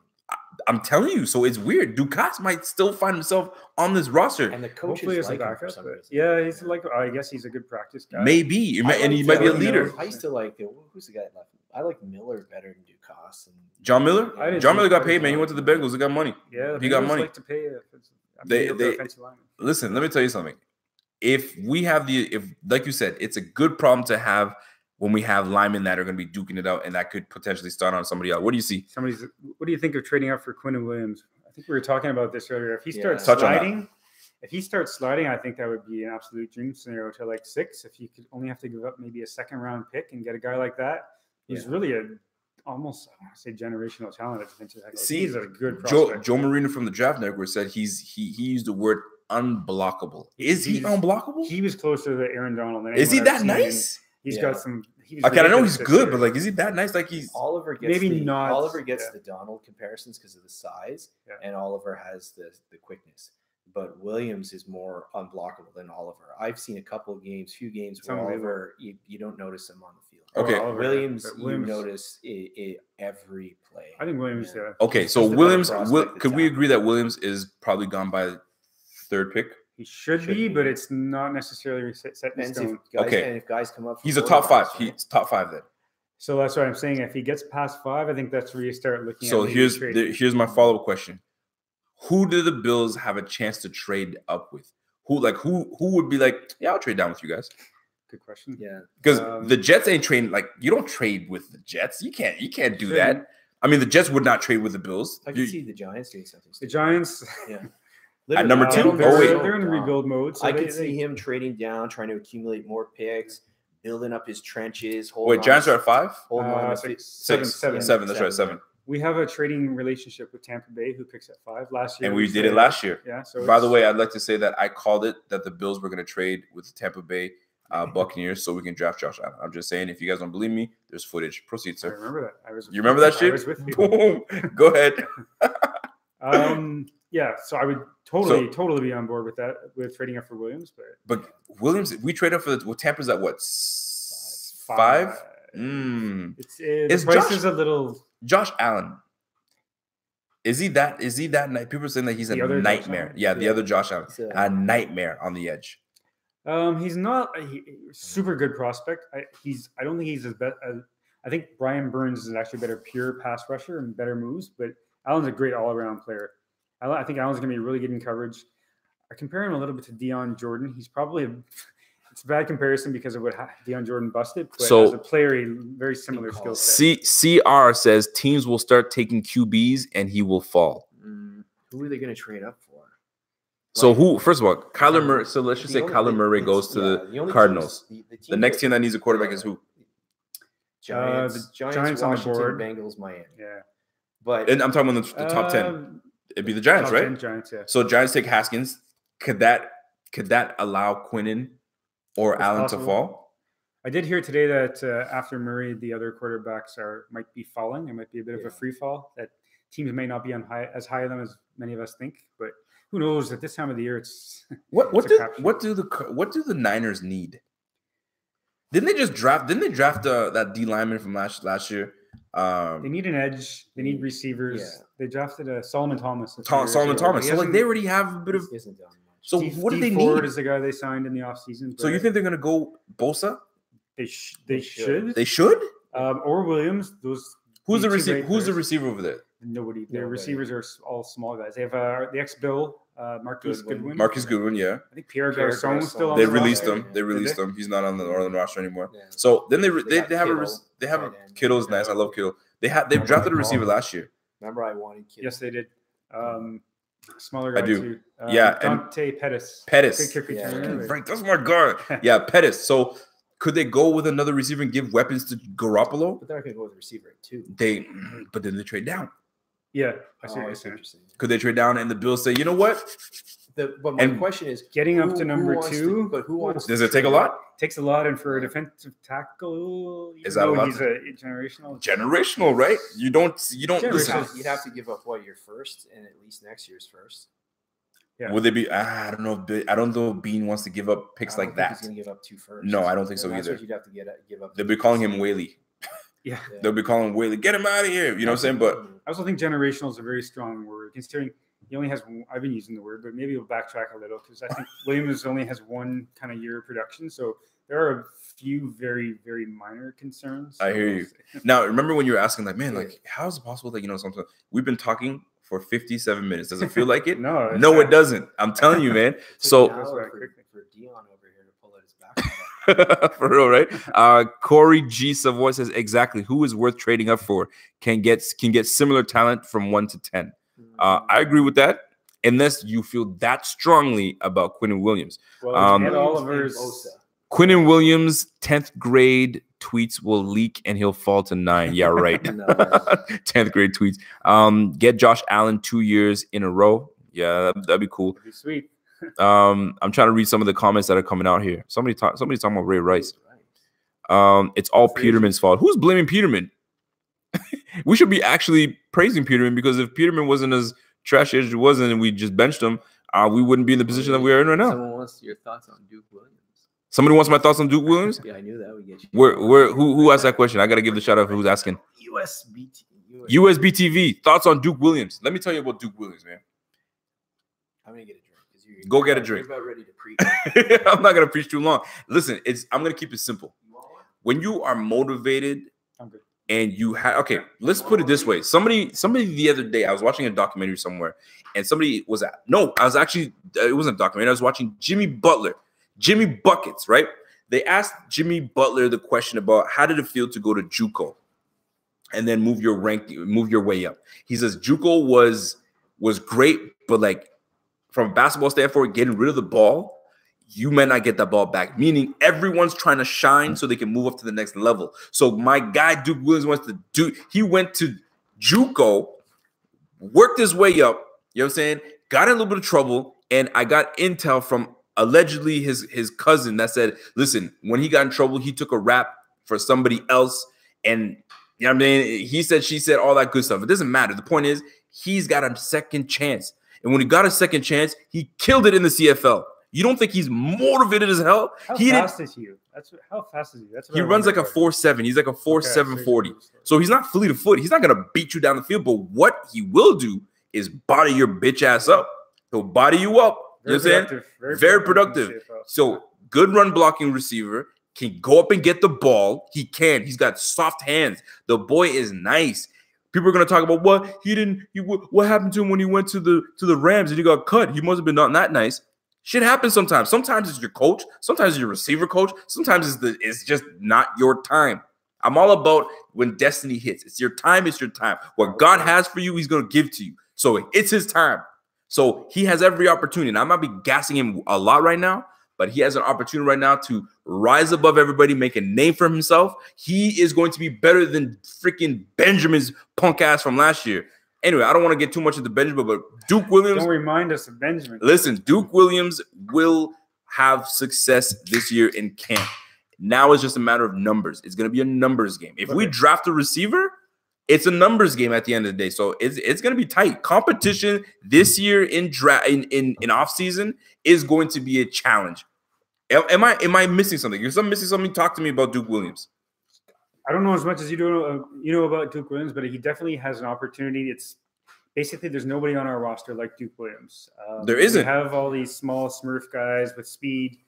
We don't have that big kind of X receiver that can like be a red zone threat. And I want him to succeed. I want him to develop quickly, and I want him to be the guy. And let me hit more on this. I had somebody talking a bunch of nonsense, like maybe a couple weeks back. They're like, "Who the hell comes out of the CFL and could come have success in the NFL?" Are you not? Do you remember who Cameron Wake is? Cameron Wake has been a havoc for us on the Dolphins, right? Who was that kick returner for the Chiefs back Most in the day? pressures of any. What's his face? Ishmael. Yeah, Ishmael came from. Like, you probably are too young to know who Ishmael is. And then we had Warren Moon, Rocket Ishmael. You had Doug Flutie. Man, y'all need to stop tripping, man. CFL, yo, listen. Don't get me upset and don't get me in my bag, man. I'm just saying, CFL ball. If you guys don't know it, Dion Lacey. Dion Lacey's on the look. Dion Lacey was a baller though. He played well in Edmonton. Anyway, I'm just saying, stop sleeping on dudes from CFL because these boys can play. A lot of these guys just need an opportunity. You guys know what it is. Look at the AAF, the AFF. You know what I'm saying? AAF. Like this thing shut down and guys are getting signed left, right, center. Yeah. You know what I'm saying? So I don't want to hear no nonsense. Duke Williams is gonna have a successful camp. You know what I'm saying? It's just going to come down to numbers. I'm not saying he's making the team. It's all about numbers. We might bring in another tight end. We might bring in more linemen, which makes us have to reduce the amount of receivers we have. It's all the numbers. When you guys go running back? When are you going to add some? That's a day 3 thing for me. It's a combined late day 2, early day 3 thing, depending on value. Yeah. There's a lot of guys I like in the 3rd or 4th round range. Give me your top 3 backs that you would take. 3? Yeah, that you would potentially bring to Buffalo. So I think Jacobs is probably my top back, but we're not getting Josh Jacobs. But he's gone by 1st round for sure. For sure. Yeah. Love Miles Sanders. I keep seeing him going to the Raiders. Yeah, I see that too. Or the Eagles. I see a lot of Eagles. Oh, the Eagles need a running back. Miles Sanders is like built like a. Miles Sanders looks like a Eagles. No, the Raiders. Who's the running back on the Raiders? No, I think they signed another old running back. Oh, the guy from the Bucks. Doug Martin and Martin. Somebody else. What, the Raiders and the Bills split all the old guys? who you're supposed to mention here? Sanders. Miles Sanders, legit. He looks almost like the guy, the Saquon Barkley. Saquon Barkley, yeah. Like a poor man's Saquon Barkley. Yes, obviously. absolutely. I heard he has a few fumble problems, but man, he's fun to watch. You guys have you guys seen Devin Singletary? Devin Singletary, he absolutely. Reminds me of LaShawn McCoy, like those. What school did you go to? FIU? Yeah, Florida. Yeah, like FIU. Actually, we actually brought him in for a private workout. Oh yeah, yeah, we did. So Devin Singletary might be a guy that we listen. Be familiar with that name. If you just don't look at his jersey, he actually looks a lot like McCoy. He didn't test very well, but I want to see how he's not a speed guy. He doesn't give me. Yeah, he's shifty. Quickness, shiftiness. He's shiftiness. I hear that. Under the age of 32. We will get somebody. Listen, and I'm not. And don't forget about Marcus Murphy. I'm not sleeping on Marcus Murphy, man. Marcus Murphy can still play. Keith Ford is still on our roster. Ford's just a guy, but Murphy really finished well. He actually ended up with a pretty good yards per carry, but he can't block. That's the problem. You can't get on the field. Listen, when I played ball, did you play ball back in the day? Not really. Not really. You played ball back in the day, like tackle football, like helmet. Not really. When I played, you're a rugby guy, huh? When I played ball, it was you want to be on the field, and when I'm talking when I got competitive, you got to pass block. Stick your nose in that boy's chest, and don't let him get to your quarterback. And if you can't, you're on the sideline. It's just that simple. What did you see? You see someone mentioned Bryce Love, who I think the Bills have. Bryce Love's second or third round. Whoa, that high? That's early for. I think you can get him in like the. Wasn't Bryce Love rated very high last year? Why has he dipped? He tore his knee, but it's very similar to. Do you guys remember a running back by the name of J.A. Yeah. Oh yeah, still kicking it somewhere. But he's such a clown. Well, remember what 800 yards in 2 games against you guys, but. You did kill what I'm saying is it's similar in that he had real knee concerns, and he dropped to the 5th round. It's true because of that. Yeah. And I think he had bad practice habits. Too. Yeah. I think Love could be that kind of where he drops lower, and he's a really good value for a couple of years. So I don't know if his knee injury is degenerative or not. Yeah, I don't know. Me, I guess they just need to see how it's going to heal. Whenever I do my mock drafts, I always end up with Bryce Love in the 5th or 6th round. Yeah. Listen, I like him. I think he's worth a gamble. Like in the 5th round, everyone's a gamble, right? Absolutely. So if you can wait 4 or 5 rounds and then roll the dice on him, he's got more upside than some of these other guys you're going to draft. If you guys aren't familiar, my man Fern wrote a nice article. Which prospect did you hit a prospect? I haven't read the article yet. So what I'm doing is like day 3 sleepers by positions of need. So I went defensive tackle, and I talked about 3 defensive tackle prospects I like. Sleeper prospects. Sleeper prospects. So sleeper prospects. If you guys are interested in reading that article, go to the Buffalo Fanatics website. All our links are in our description. Hit up the new article that's going to be posted by my man Fern, and you're going to see a lot more of this man Fern, because this guy's a wealth of knowledge. This Dolphins fan, he's pretty dope as well. I'm just reading these comments. They're flying in. So by the way, shout out to everybody that's watching right now. We got 77 people in this thing. Can we try to get it to 100? Let's try to get it to 100. This Ronaldo guy thinks that I smile. Lionel Ronaldo? Yeah. He thinks that you trash? He's still on phone. Says Cameron Taylor says, let's focus on the first 3 rounds. There's the possible starters. Okay. He wants to go one more round. You got it in you? One more round? Let's do it. Let's go one more round. So I have let's look up. I'd like to go Drew Samoya. Okay. I would like to strengthen the O-line. But do I go 3rd round, or do I wait till Bobby Evans? I like Evans later on. He's a bit of a sleeper. You're not hearing much about Bobby. See, Evans. That's why I said I'm leaving that right tackle spot open. Okay. Is he a right tackle though? He's a bit short. I almost think he might even end up being a guard in college. What was he? 6'3", 6'4"? Maybe close to 6'4", but 6'3". Hold on a sec. The ref says, Rico, are you ever the one posting on Buffalo Fanatics IG? No, I am not. The operator for the Buffalo Fanatics IG is my guy, Bobby B. Bobby B is the general that posts on there. That boy never sleeps, man. Nothing gets past him. You know what I'm saying? So he knows what's really good. So he's the one that normally runs things. So if you have questions, concerns, or you don't like something, let us know. We'll try to improve it. But yeah, Bobby B is the one that's running things on IG. So in Fern's current mock draft, he has the Bills taking JJ. Thank you for pulling that up. What is it? JJ Arcega-Whiteside. He's Listen, not going to be around in the 3rd round anymore, though. Why not? Because of his 4.49 40 that he just ran? Yeah. See, yeah. I'm on it. He's probably like an early day 2 now. Early 2nd round guy now. He can still fall back to. He may, but a lot of people like him. 6'2", you never know. 940. I mean, shoot, I like it. Yeah. Solid prospect. I also like a guy from a tight end from Jay Sternberger from Listen, okay, so let me tell you something. Bobby loves. If you guys are not familiar with Bobby, Bobby is our Instagram operator, and he's a draft guru himself. And everybody's drooling over the Noah Fant and the Hawkinsons, but he's like, yo, Sternberger, whatever his name is. He's a chunk guy. He's a pretty fast guy for a so Sternberger, but Sternberger is a name that should be mentioned. Now, as high as second round though, third round. No, I'm thinking third round. Third round, okay. I think second round would be a little steep. Antoine Wesley is a big sleeper. Who is Antoine Wesley? Talk on it. He's slow. I think so. He's the Texas, one of the Texas schools, like the Air Raid Texas Tech. Big tall guy. I think 6'4", 220. But I don't think he ran very well at his pro day.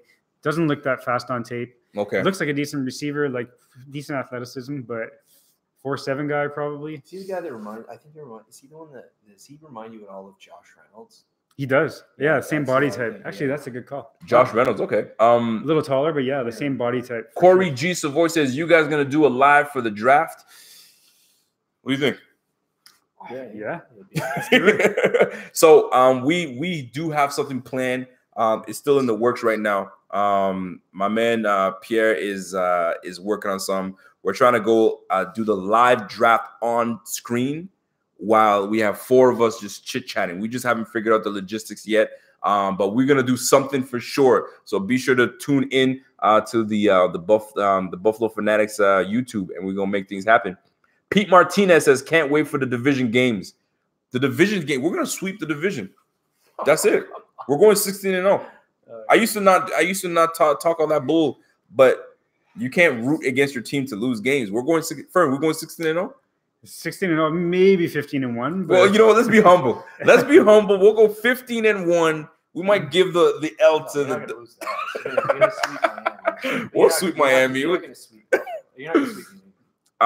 We got to get one from New England. We got to steal one from New England. What was the last time you guys beat New England? We beat him every year, so it's not a big deal. Bills fan 7883 says, "Call me stupid, but I'd spend 3rd and 4th on Bryce Love." Boy, you stupid. Don't do that. Don't do that. My name is Jeff says, Rico, what's happening, bro? Always on deck says, oh, yeah, Sutton Smith. Sutton Smith, I think he's strictly a stand-up guy, a 3-4 edge rusher. Don't think he's big enough to play a 4-3.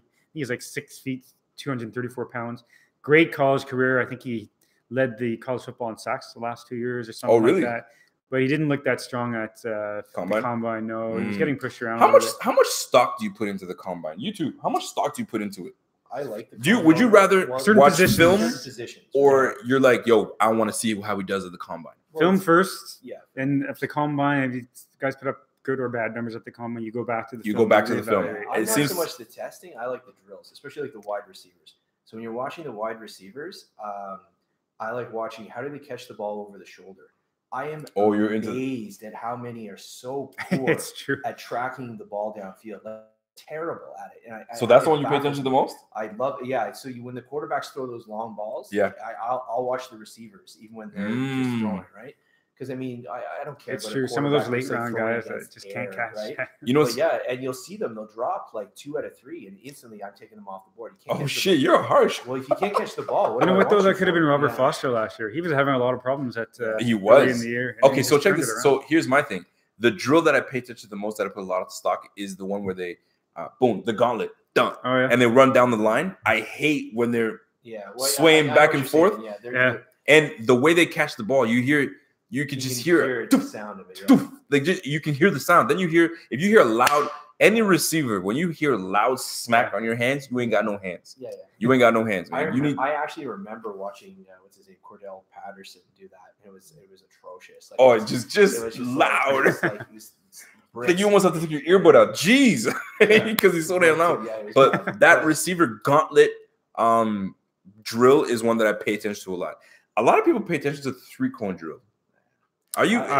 For pass rushers, for like that short quickness, I think it's a very, very like key indicator of success, and I think it has been in the past. I like watching when they have to go through the little pads there, for especially the linebackers. Surprised you don't like Brian over the past top when they top. I want to see how fluid they are. Okay. You know what I mean? Like, So I didn't like Brian Burns before the combine, but man, he can move in space. For a guy, I'm worried about his weight. He even from the combine to his pro day, he lost some weight apparently. It's just like they always talk about you're going to run a 4.3 or 3.4. It almost doesn't matter anymore. Like you're in your nickel package almost 65% of the plays. No, I hear you. Right? And when you're in the nickel, you're running 4 down line. No. So where's 190-pound Brian Burns going to play on? 195. So Yeah, but speed. Listen, speed kills. I know, but the thing is I don't know if he has a frame to put on weight. He doesn't. That's what I'm very. Yeah, concerned I hear you. Well, he has kept speed so far. He got up to 250 and he looked pretty solid. Promethean Ubermensch says best Fanatics moment was the look on Rico's face when we drafted Josh last year. Yeah, man, I was pretty shocked. I think we were all shocked. We were not. We thought he was going Josh Rosen. We were all a little disappointed. What? You know what I mean? But, hey, what a difference a year makes. What a difference a year makes, for real, right? Cameron Taylor says, if Oliver goes before 9, what is your favorite option? Mine is Montez Sweat. I just need someone in on defense. He missed the first part. So yeah, you missed the first part. We spoke about that. It'd be Montez Sweat for me. Did you feel the same? Is it unanimous? We would go there. Carlos Malger, man, I'm gonna mess your name up, man. Carlos says, if Josh Allen flops, then we can tank for Trevor Lawrence. Actually, the Dolphins are doing that right now. They're trying to get Trevor Lawrence. 2021? Oh, then we all right then. My name is Jeff. You know what's funny though? I know exactly where you got your name from. My name is Jeff. Let's draft Jawan Taylor, complete the O-line like the Colts did. Keep Allen clean, and we can have an elite passing game next year and open it up for Shady. Book it. Oh, he even put the book emoji. I like that. How do you feel about that? If he's on the board, it's not the worst pick in the world. I don't think it's what the Bills are going to do. Just I don't think so either. From their absolutely moves, that last signing of Quentin Spain, although it's an inside guard, it tells me more so that they're going defense for sure. Corey G. Savoy says combine can really show who's coachable into roles that weren't gifted to them at college. Kind of like an IQ test. The IQ test doesn't mean you know a ton, but doesn't show your abilities to learn. That's deep. I don't agree with that though. Which one are we reading? Because how much coaching can you do at the combine? You're really just there to show your physical abilities. Well, you're talking about like. But I like what you said though. When they had the meetings, right, and they bring you in and they put you on the spot. Board, okay. Yeah, again for certain positions. How much information can you retain? I think it's more important for like quarterbacks and maybe middle linebackers. The guys that just going to say middle linebackers and quarterbacks for sure. Yeah. So that's usually what it matters. Now, can a quarterback succeed with the low Wonderlic score? But this guy here, I'm not going to cut you off. Somebody just mentioned, get the gentleman on the right. So I'm assuming it's flipped. A scouting job for the Bills. I told you guys, we're going to make this guy a star, man. Fern is going to be a star, man. And listen, you heard it here first on Buffalo Fanatics. We're going to get him there. Don't you worry about that. We're going to get him there. You know what'd be dope, though? Do I get a finder's fee? Right? You know what would be dope, though? You scouted me. If we can manage to get radio time on like a CKCU or 1200. Yeah. Yo. Yeah. The only thing is that I'm a very good looking man. So you need to be seen. You need to be seen. But yo, how dope would that be? Because the city is littered. Ottawa's littered. And I'm not just gonna talk about Ottawa, but I mean we'll talk about Ottawa. Ottawa's littered with different fans of all over the place, right? Yo, that would be dope. Yeah, we can just have Ottawa area, the Ontario, all through man. Ontario. I might look into that, man. I might look into that. Something local. Oh man, Pete Martinez, he's a Dolphins fan? I have no idea. Ryan, LOL. He's going on about how their starting quarterback's gonna be Kyler Murray. D-line first, tight end in a second, O-line in the third. Marvin Harrison says that. I don't mind that. I don't mind that at all. Sure. So appreciated your career, Marvin. So here's the thing. We are the sub 6 foot wide receiver that was a red zone threat. I never seen anything like it. Yeah, he was phenomenal. Yeah, best route runner. Who you referring to? Marvin Harrison. Oh, Marvin Harrison. Yeah, Marvin was nice. He's nice. You know what? What's his face got so lucky? Peyton Manning. What a lucky bastard that dude, man. You come into the league as a rook. You had a down year, a horrible year. Then they bring in, I think Marvin Harrison was the following year. The following year, I think. Then they get Edgerrin James afterwards. Then you get Dallas Clark. You surround your young quarterbacks with all the talent. And hey, That's what we're. Like, I know it's unpopular, but I wouldn't discount DK Metcalf at 9. And Can you speak on that, please? Because you've been itching to talk about DK Metcalf. Okay. Speak on it, man. First of all, I'll say I want the Bills to go. Listen, let me let you shine. Let me let you shine. Go ahead, boy. I think the value lies in the defensive line. I think it's a premium position. I think they should go defensive line at 9.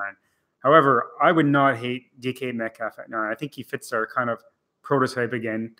I think we talked about this, how we drafted Josh Allen and Tremaine Edmonds last year. Mm-hmm.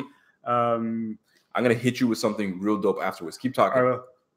Before he even went to the tested at the combine, he's the guy that the highlight reel I always went back to. The guy's just a phenomenal athlete. People say he can't run a route. He wasn't asked to run routes. He only ran 2 routes in college because that's all he was asked to do. And he was dominating at the beginning of this year before he got hurt. Then he goes out and tests well. How are you going to cover that guy? I don't understand where all the criticism comes from, because he didn't run a good 3-cone drill. So what if he's not the quickest in short space? How are you going to cover him on even just little go routes? He's good after the catch too. He breaks tackles. Yeah. This is the NFL, sir. The NFL, we know it. The windows get tighter. The DBs are a little stronger. I mean, they've seen all the things that they got to go through. So the things that worked at the collegiate level with all these other high schoolers may not always work.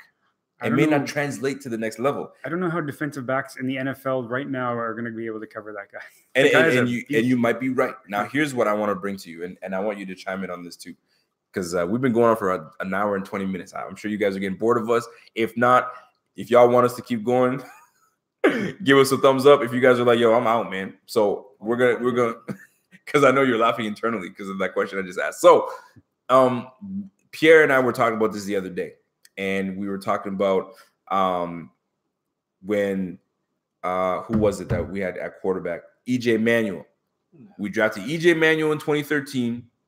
Then Whaley went ahead and put in 2 first-round picks for Sammy Watkins. So you pair, you build, you get your quarterback, and then you get your weapon, number 1 receiver, alpha receiver, to go and help out your quarterback. You get your center too. We did that. Okay, your center. So, but that marriage didn't work out.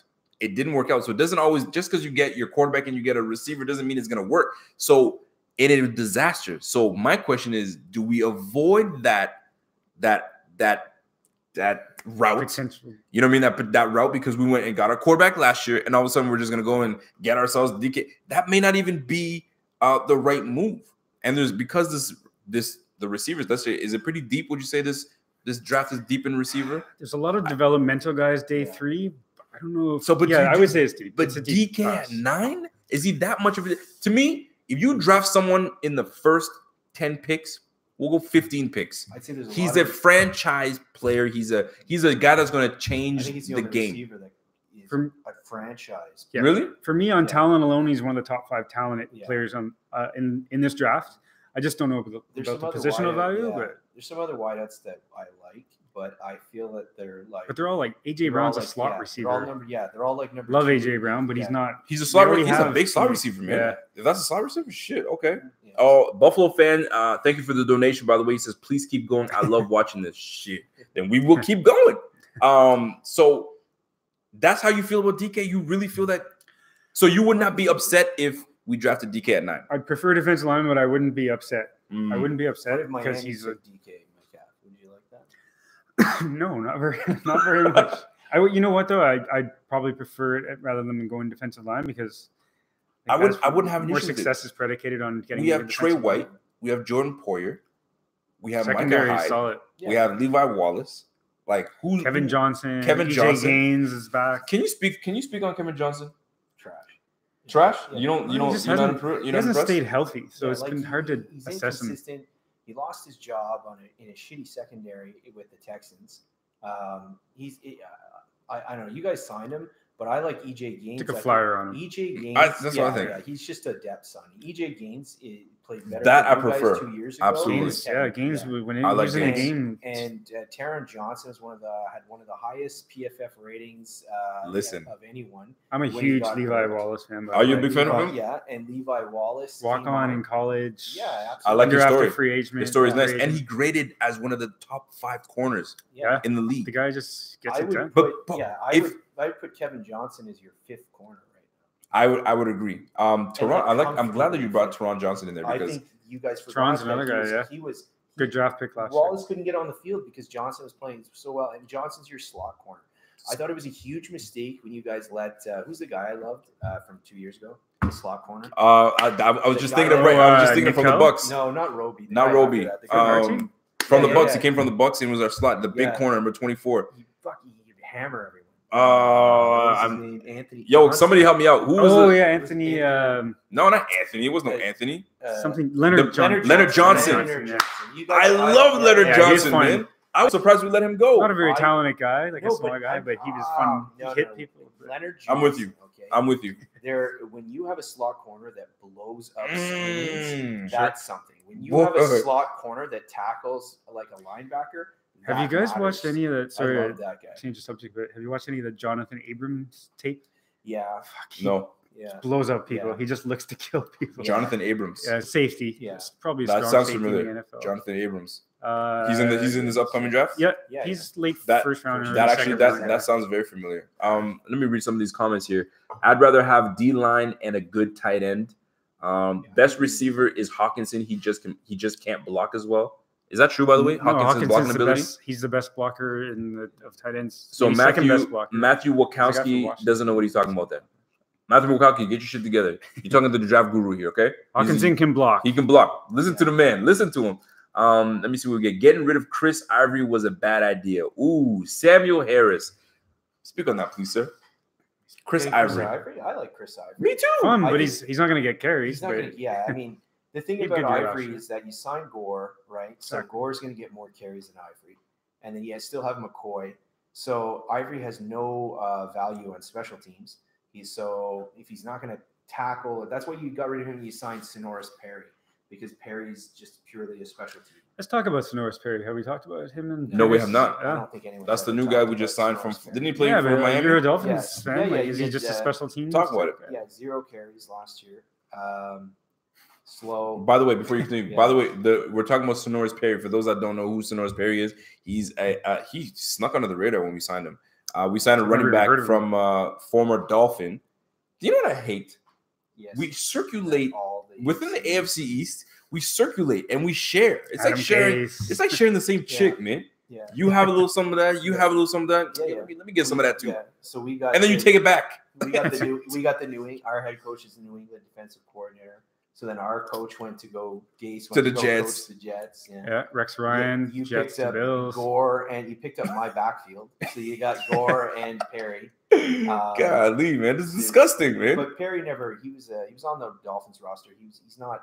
He did okay in the preseason. Is he a gunner or is he a?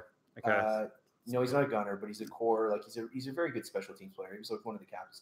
He can kind of return kicks. He can kind of return punts. He can cover. He's just he's a camp. He's just a roster. He's just a camp. Roster, okay, I got you. Yeah, he was our 4th, 1, 2, 3. He was our 5th string tailback. But he's strictly a special team. So Capone says, name the positions you would be okay with drafting in the first round. DE, DT, LB. That's just me. You think linebacker? I would take if Devin White. If Devin White falls to 9, I'm running to the podium. You're gonna put what's his name at outside linebacker? You're gonna move. No, actually, I'd leave Edmonds. I'd leave Edmonds in middle and put Devin White on the outside and have Milano on the other side. Yeah, no, it's good, but you think that's more of and then I'd draft Polite.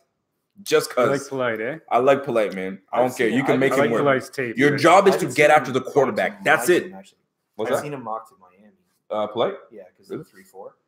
But I don't know. Yeah, I think offensive tackle would be another position that I wouldn't hate because there's just such a scarcity of them in the league right now. And is Risner the best tackle in the game? Not the best. Not the best. Actually, he might even be moving. I mean, he's got a great mentality. People talk about his size, but for a right tackle, he's probably even a little bit undersized. I think he's pretty solid prospect. Don't say it.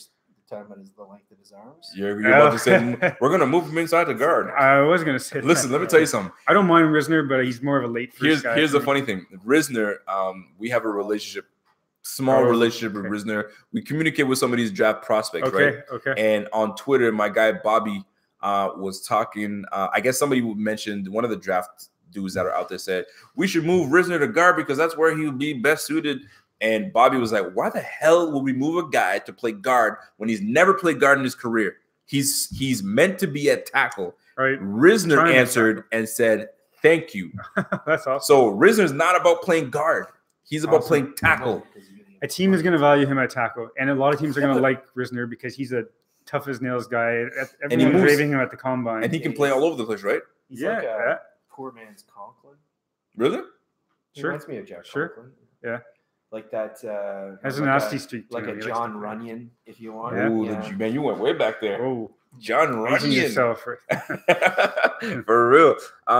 Chris Bruton said, I'm sorry, Matthew Wakonski says, read again, said he can block. Oh, excuse me, as well, meaning he's a good at blocking as well as being the best pass catcher in the block. Matthew Wakonski, I will take that back. Looks like I'm the fool. The egg is on my face. And I'm okay with doing that. Devin White all freaking day. Thank you, DW Cromarty. White's not going to be there, but I know he's not going to be there though. He's not going to be there. We can all agree on that. Now, Kevin, I'm going to ask you this though.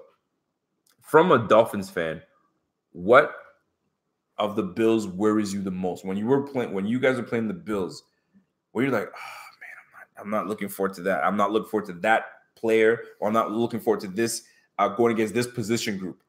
Is there one that stands out to you? Your DBs. Favorite Bill, my favorite Bill is Micah Hyde. I think he's underrated. I think he's a top 5 safety. I like Poyer. It's like another pit bull, man. Well, I like Poyer. He gets run over. Yeah, I always think he's gonna get hurt, but Dion Lewis just crushed him to the ground. Dion Lewis, 160 pounds. But anyways, Dion Lewis is tough. But I like Poyer's really good in coverage, right? And obviously White's very good. We went over your other corners that I like. I like Taron Johnson a lot. He can play the slot. Yeah. So I think you've got a nice mix with Gaines is kind of like your insurance if Wallace doesn't continue his progression. Because I would trot out Wallace and White on the outside. I'd put Johnson in the inside, and then I'd roll through 2 safeties. And like I said, I love Micah Hyde. That's your position. We're stacked at scares me. I don't want to say stacked, but I don't know why, but I like Saron Neal. I really like good Saron athlete. Neal. Yes, man, and lays the damn lumber. That was supposed to be Duke Williams. Yeah. From a few years back. And then before that, it was supposed to be Cole Simpson. Do you remember Cole Simpson? Oh, yeah, I remember. What a disaster that was. I like Trey Even last year, we had a guy, Dean Trey Marlowe. Elston. That guy can hit. Yeah, Trey Elston's another guy. Man, you just – he can are you sure you're not a Bills fan, man?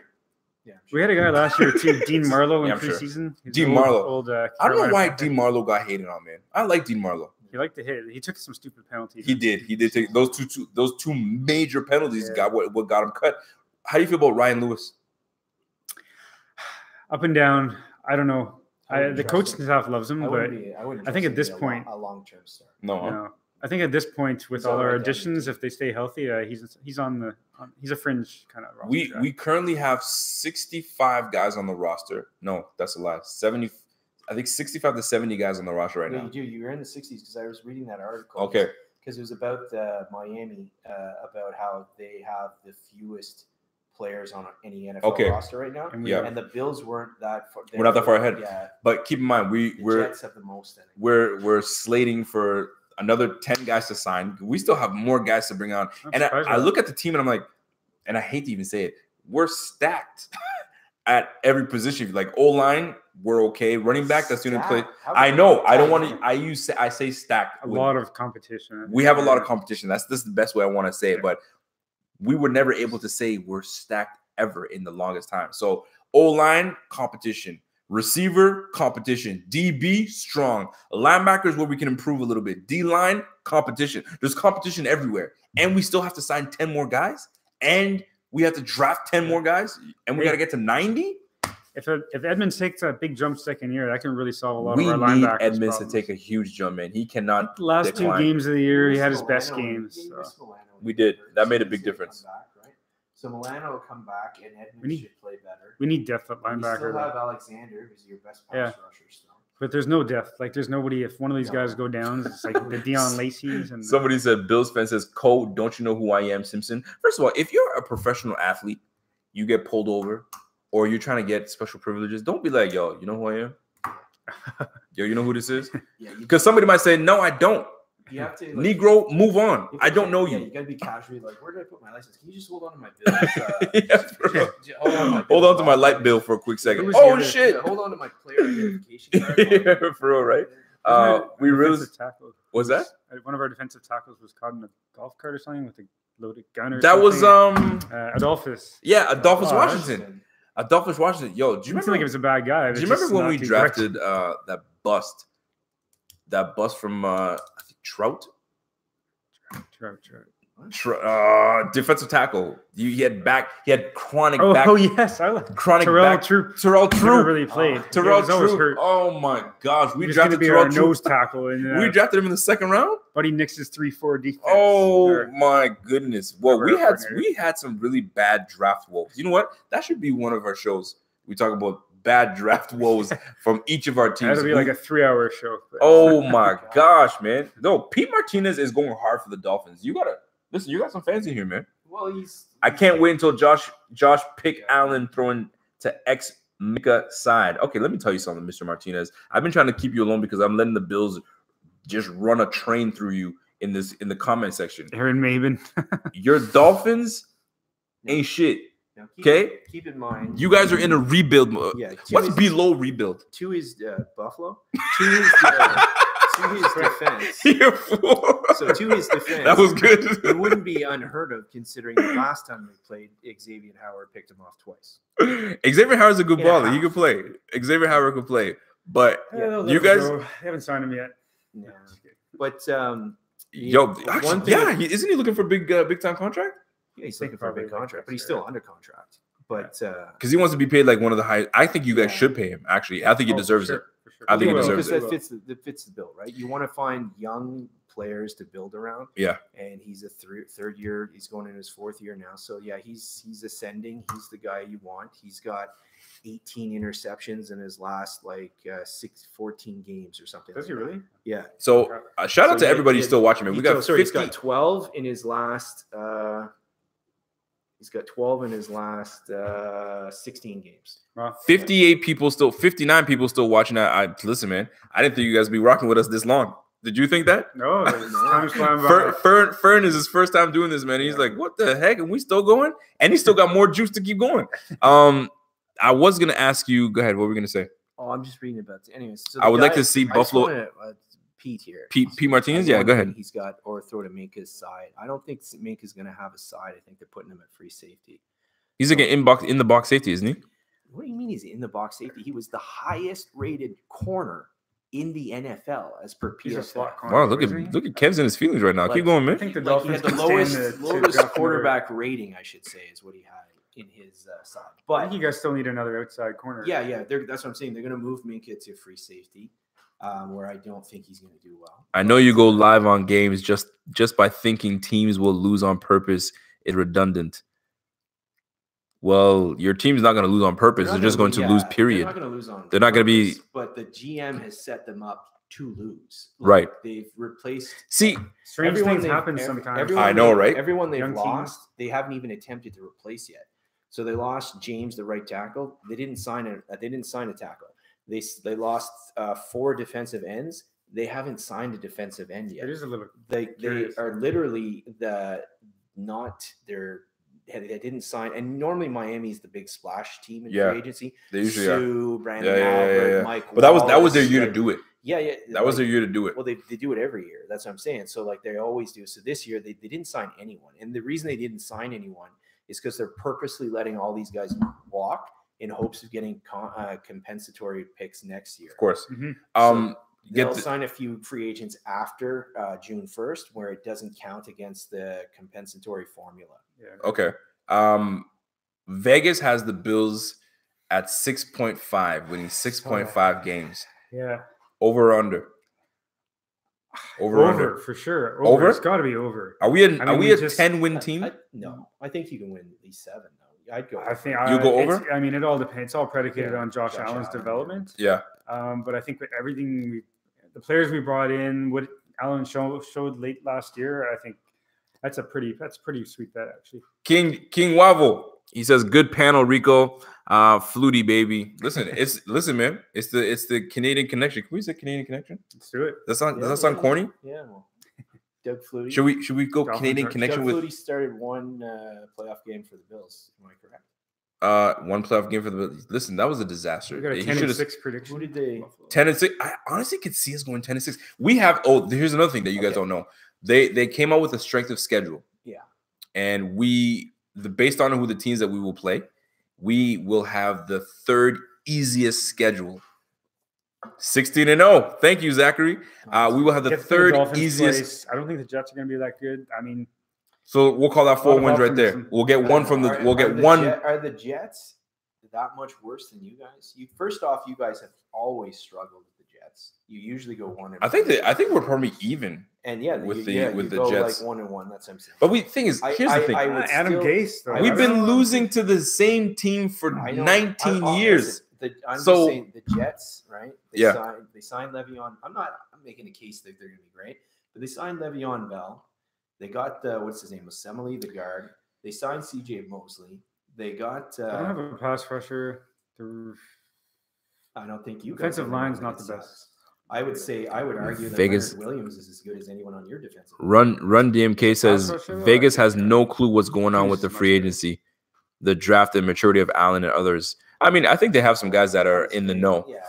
You know what I mean? Vegas knows what they're doing. Kenny George says, enjoy watching Fitz get to the red zone and at ease, then getting that 3-down mental block that brings out the kicker every damn time. Well, let me tell you something, Corey. You're wrong because I get when you get to the red zone. If you get to the red zone, it's a triumph. You know, trot out the field. Hey, Fitz is good for a few wins every year. Yo, he is good. I like Fitz. They signed him and they told him that, like, Rico, love your channel, bro. Good shit. Listen, if you guys like this channel, I gotta say something to you, man. Like, if I'm a Bills fan and I just want to talk about, or I want to hear people talk about my team, like, as a Bills fans, we are lucky because we've got so many other Bills channels that are talking about Bills, and you take your pick who you want. You have guys that are really analytical. You have guys that just like to talk about the fanship and, the stadium and the drinking and all that stuff. You have guys that, dive deep into the draft and dive deep into the roster and give strong opinions and don't flock towards what everybody else says. Yo, as a Bills fan, y'all must be loving this. Because I remember when I was looking for somewhere to follow Bills, it was, I don't know about you, but it was hard for me to find somewhere in my city to find it. Then I started getting on Facebook went to the nearest Wegmans and was trying to find Jim Kelly. The nearest Wegmans. I just wanted to play football you're a fool. This boy's a comedian. But like, real talk though, like, it's dope that you guys have channels like this, Buffalo Fanatics. Then you have, the cover ones, and you got the hashtags, and you got like, those are the three that you have. Locked On, that's out right now, and then you have some more smaller channels like Cold Front is doing their thing right now, and there's a whole bunch of Facebook groups. Like, dude, man, as a Bills fan, it's dope to be able to see all these channels, flourish. Now, this is king. Buffalo Fanatics is king, but it's still nice to be able to have options everywhere. Would you agree with that? Isn't that nice? Oh, it's amazing. Like, golly, accessibility nowadays, dude. And we 24/7 Bills these days. Listen, we make sure, Buffalo Fanatics make sure that we are on every damn platform, from Instagram to freaking Facebook to Snapchat to freaking, if we have to get on Pinterest, we will get on Pinterest, damn it. And like everywhere, man. We don't, a Discord chat. If you guys not in the Discord chat, y'all need to get your shit together and let's do it. Your channel is all I watch for my Bills. It's been quiet my entire life. I hear you, man. We're trying to wake everybody up. Wake the whole crew up. Bills News Consolidated. Yeah, man, there's a lot of groups all over the place. You know what I'm saying? And there's always this. Oh, I like this. What happened? Somebody said something? I know the answer to this. Let's see if he tells the truth. Cameron Taylor wants to know, Rico, how long have you been a Bills fan? And were you always a Bills fan? And if you weren't always a Bills fan, who was your team? And why did you switch to being a Bills fan? If that was the case. If that was the case. How long have I been a Bills fan? Well, I was like, what? Like, when did we move to that place? I think I was like 8 or 9 years old. You know what I mean? So it goes way back. Were you always a Bills fan? Was I always a Bills fan? Always. I don't think I ever rooted for any other team. You don't think? Because I know the answer. I'm pretty sure what you talking about? First of all, I already told the story. The story was this. It was choosing between two teams. It was this guy. So the Bills were in the Super Bowl. We obviously took the L. And it was choosing between Bills and the Dallas Cowboys. And it was a flip of a coin. I was this close to being a Dallas Cowboys fan. I would have been rocking the big star on my chest. Golly, that makes me sick when I even think about it. I just want to throw up in my mouth. Two teams that I don't like the most: Patriots, Cowboys. Those are my two teams too. Jets. Those are Dolphins. I'm not so like. I don't really. Dolphins aren't good enough to hate it. Yeah. You know what I mean? Dolphins. The Jets. I don't like. Yeah. Patriots. I hate. Dallas Cowboys. Dislike. No one. I don't want nothing to do with the Dallas Cowboys. But I was that close. My brothers got stuck with the Dallas Cowboys. You were a Bills fan during the Scott Norwood miss. No, but I was too young. I was too young at that point, right? So my first that's your first. As a Bills. Yeah, I was too young. Like you know what I mean. So you don't really. You said like and I'll keep it a book. The how I got to know the players really well. I think every player should do this. I mean, everybody did this. When I played Madden. Madden on the Genesis. If you guys don't know Madden, some of you guys are too young. All you guys do know is PlayStation. But I was on the Genesis playing Madden, and Thurman. I used to. I know the. Remember, I telling you, I know the entire 1990. I know he does. I made you recite it to the people. And the crazy thing is, I used to, and I have a confession. I used to trade Thurman Thomas every time for Barry Sanders. Woo! And that was the only way I could get it approved. One back for another back, and that was good enough for the system to say you can make that trade. Barry Sanders was always my guy. That's my all-time favorite player in this. Who's your all-time favorite player? Dan Marino? Who's yours? Probably Bruce Smith. Bruce Smith. I like that. So you got Bruce Smith. Oh, another guy would be Fred Jackson. Fred Jackson has become your all-time Bills favorite player. One of my all-time favorites. Wow. I like Fred Jackson though. I'm a fan of Fred Jackson. Who is so? Go ahead. What were you gonna say? Jason Taylor is another one. But if I had to pick a guy that wasn't a Dolphin, like my favorite player, then it would either be Ed Reed. Oh, Ed Reed. I like Ed Reed. Or maybe Deion Sanders. Where's Ed Reed these days? He's coaching. Yeah. I live 50 miles from the Dolphin Stadium, and I hate the Dolphins mostly because the fair weather fans down here. I bet you there's a whole bunch of fair weather fans. I live really close to the Bills Stadium. But I wasn't a Bills fan. Holy shit. King Wobble says Bills fans for life since 4 years old. Nice. Thurman Machine Gun Kelly. Ooh, I like that. Machine Gun Kelly. Yo, could you imagine if the Bills, if the internet was as thriving as it is right now with all social media when the Bills were in winning mode? Yeah. Whoa. The Bills would be the biggest asshole fans ever. I'm sure of it. But then we'd be humbled with those 4 losses. So I don't think we'd be the biggest asshole fans. We'd be humbled very, very quickly, I would say. Request to finish my mock draft. Oh, who requested that? Where do you see that? Marvin Harrison. Marvin. Where's Marvin? Marvin, Fern, finish your mock draft. Hey, listen. We don't just finish. We don't finish the mock draft here to give it to you. You want to get more of the mock draft? You go to the Buffalo Fanatics website, and he will be posting his articles there. You guys want to catch more Fern? Yo, Fern's becoming. You're gonna start getting some fan love, baby. Anyway, yo, listen. He signed with the Buffalo Fanatics. That's all that's good. That's all it takes. But Fern, you guys want to read some of his stuff, man? Go to the website. Buffalo Fanatics. It's gonna be posted up there. Bobby's writing a whole bunch of stuff. My man Scott is running the whole thing and making things happen. And my man Pierre is a visionary, man. He's putting all these things together for you guys, the fans, man. And then I do the video stuff. We have it pretty, you know what I mean, pretty lined up. You know what I mean? It's a decent system. We have one guy that does, you know what I mean, the face-to-face, that type of stuff. You have one guy that's in the back. Technology for me, forget about it, man. Yo, how does it turn on? On? Play, plug in. I'm good. Yo, plug and play. That's me, man. Don't ask me to do all this other technical crap. Not about it. Rico, do you see us going after Ed Oliver? I hope so. Yes, I think we all hope so. Let's see if he's there. You wish. Yeah. That's Miami. He says one guy says Miami Dolphins will draft Kyler Murray. That would be huge if you guys did that. He's not going to be around. Rico, let us know if you're going to the game this year. You're damn right I'm going to the game this year. It's going to be the home opener. Got to make it happen. I'm trying to make it a tradition. We've been doing it the last 3 years now. 2 years. 3 years. We're going to the home opener, so it's happening again. That's what's up. Y'all should use the Discord sometime for a stream where you talk to the fans about stuff. You know what, TJ? I think I might make that happen, man. Real talk. I want to get one of these going where we get Pierre in here too. Yeah, we're gonna have to do a Google one, Google chat where he's on one side and we do it. Absolutely, we'd roast Pierre. Pierre would not be able to hang. He wouldn't be able to hang. You know what I'm saying? We got too much sauce up here up north, man. You got too much sauce. Too much sauce. Too much sauce for you all, man. You can't handle that. Right, the Canadian connection, I like it. King, what do we got? King, somebody, D Nick says trade down. Man, we got too many picks to trade down. And the only way I can see us trading down is we trade it down to pick someone, then to trade right back up again. Yeah, maybe it still end up with 2 first-round picks. Absolutely, because like what we did last year, didn't we not trade back up to get Tremaine Edmonds? Yeah, traded up twice. So I could definitely see that happening. He's done it before. But what if Sweat and Oliver? Could Sweat and Oliver be gone by 9? That's a good one. So if Sweat and Oliver are gone, right, then do you drop down and take the tight end? We don't even know if the Bills are – those are the 2 guys that the Bills are kind of looking at. And if Sweat and Oliver who could they be? Could Josh Allen fall? Could somebody else of that fall? So, okay, let me put you on the spot.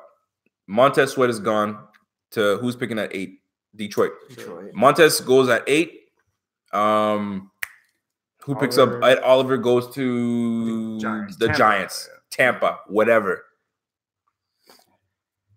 What about DK Metcalf? What about looking receiver at that point? Oh my gosh, I don't know if I like DK at 9. It's a splashy pick. Yeah. It's a splashy pick. It's like, ooh, we got DK. But is he a game changer? Well, he's either going to be a game. He's either going to be, what do we always say? He's either Demaryius Thomas or he's Kevin White. Yeah, I think he's a better prospect than Demaryius Thomas. I think he's more of a Kevin White and bigger. That's just me. I think he's more of a Kevin White. And here's the thing. Here's my philosophy. If I'm picking someone at 9, I need someone that is going to be that doesn't need the ball to affect change. Because quarterback, unless you're the quarterback, cool. Running back, you can make some things happen, right? But a receiver, you depend on the blocking to happen. You depend on the receiver, the quarterback making the right read, and you getting the damn ball while you being covered. Yeah, but you just said that you're comfortable with the offensive line situation because you brought in so many good players. But I did. You got to put this in there. You got to. I know, but what I'm saying is that if you're confident in Josh Allen that you've made the right pick and you think Josh Allen is your quarterback, do you not go do like you just talked about earlier where we said Peyton Manning was in a great situation because they added all this blue chip talent? Right.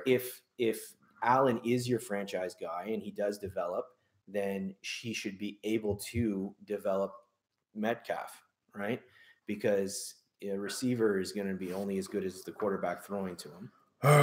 So do you not want someone with that size and speed on your offense? Your defense is not the issue. It isn't. You're right. That you can't score points. The issue is that your offense relies around a 2-3-year-old running back who relies on quickness, and it's fading, and his backup is even older. You know what I mean? So it's also sustaining those third downs, which we did last year with Allen. It was basically all Allen with his legs. Mm-hmm. Yeah, so it'd be nice to have a guy that can just be like a big target, a move the chains guy, a reliable guy that can a third down kind of a go-to guy in third. But whether that's Metcalf, Hawkinson, I'm still not buying it. I can't buy it. I need a guy that we're talking if your other no, and I completely get it. It's true though. You're right. You're right. That they're gone. So another guy I was going to mention is somebody like Brian Burns. I know he's not a traditional 4-3 end. Brian Burns was prospect. You can find creative ways to play him in space. You guys, you know what? He's not much. He's similar size to Lorenzo Alexander. And King Waffle just made a point too.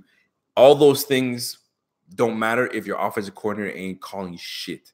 If you're Dable, I'm sorry, I tried to stay away from Dable, but I'm on his ass again. If your ass doesn't get your shit together, now your GM and head coach have gone to the grocery store and they picked out some pretty decent meat on sale. There's some meat on sale, would you say? Yeah.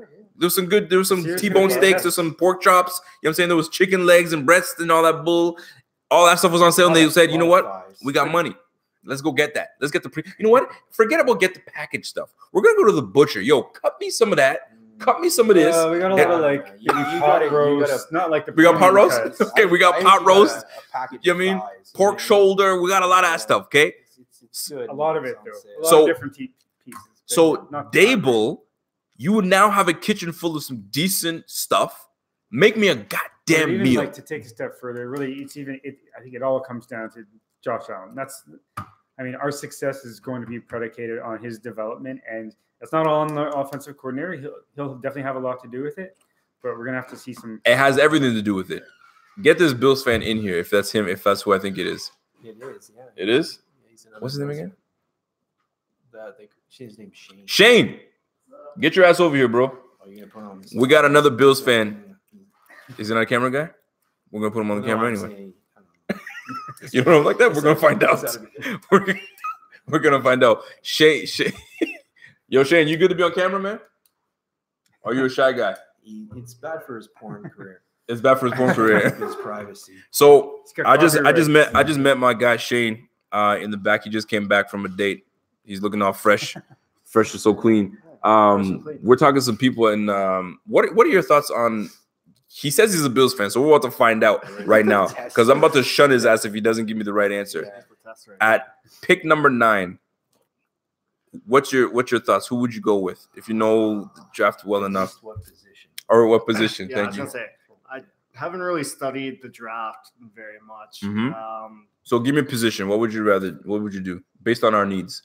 Based on our needs right now, This right now, your answer is going to tell me everything about you. Probably be gunning for like a solid defensive tackle. There you go. Solid. You're in. Yeah. You're in. you passed the test. He passed the test. If he said we're gonna go punter, get out of here.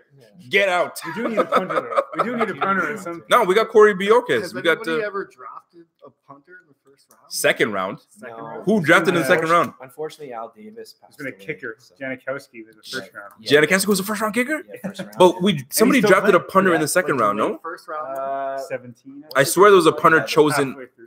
Yeah, who was the TJ says, all right, he's good. Yeah. He's good. He passed the test. He passed the test.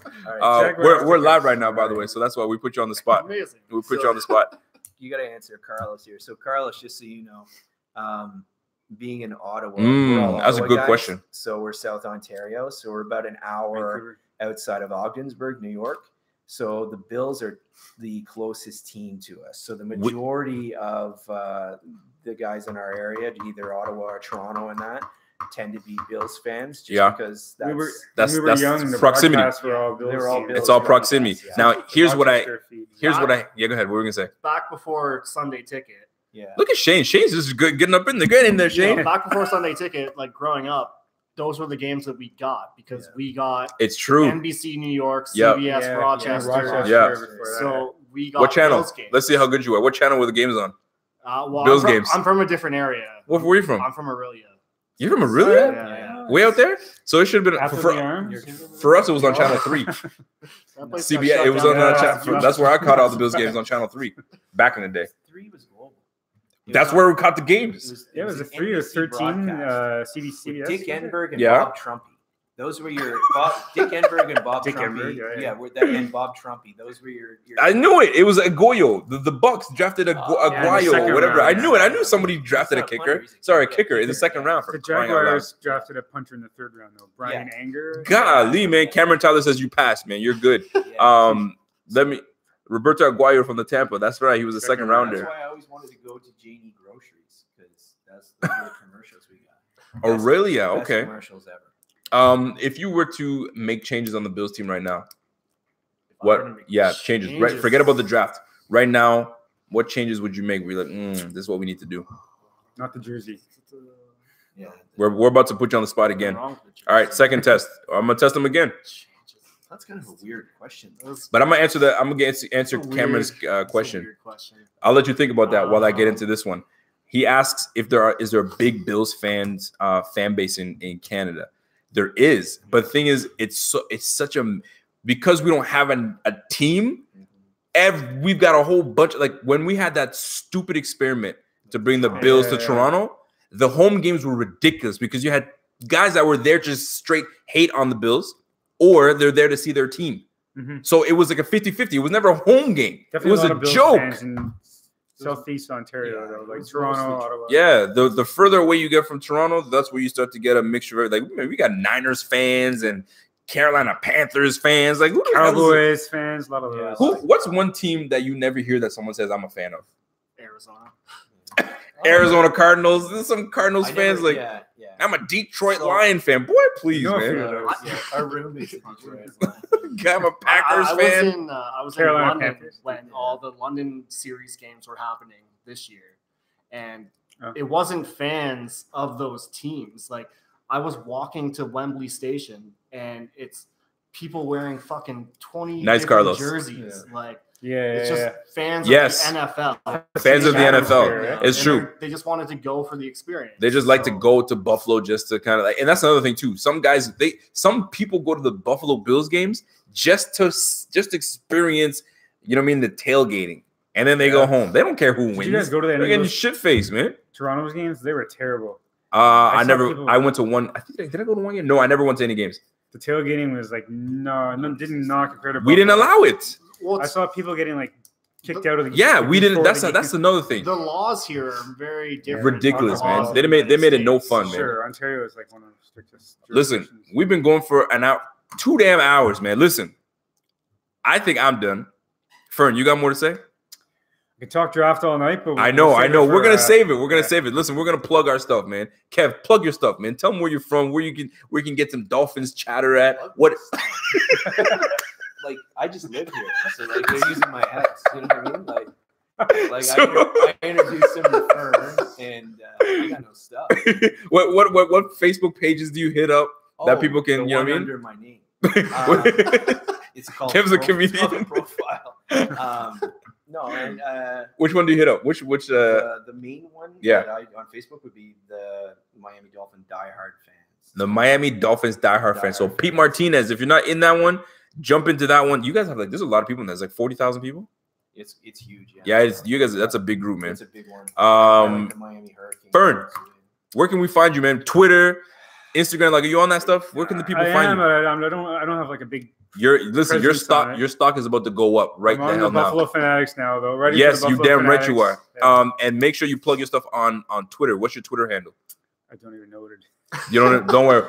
You hit me up. Hit me up. Okay. We'll set you up. Yeah, Shane, they got what's the word, man? 62,000. Fuck, that's a lot of people, man. Yeah, I don't use Twitter or any of that shit. So you don't use Twitter, you don't use Facebook, you don't use Instagram. Facebook, that's it. You use Facebook? All right, cool. You can find them on Pornhub. Let me tell you something. Pornhub, you can find them there? Let me tell you, ladies, let me tell you something. If you don't have Twitter, you don't have Instagram, you don't have... There you go. If he doesn't have Facebook, Twitter, Instagram, but he's got Bumble and Tinder, don't mess with this dude, man. He's no good for you. He's no good for you, ladies.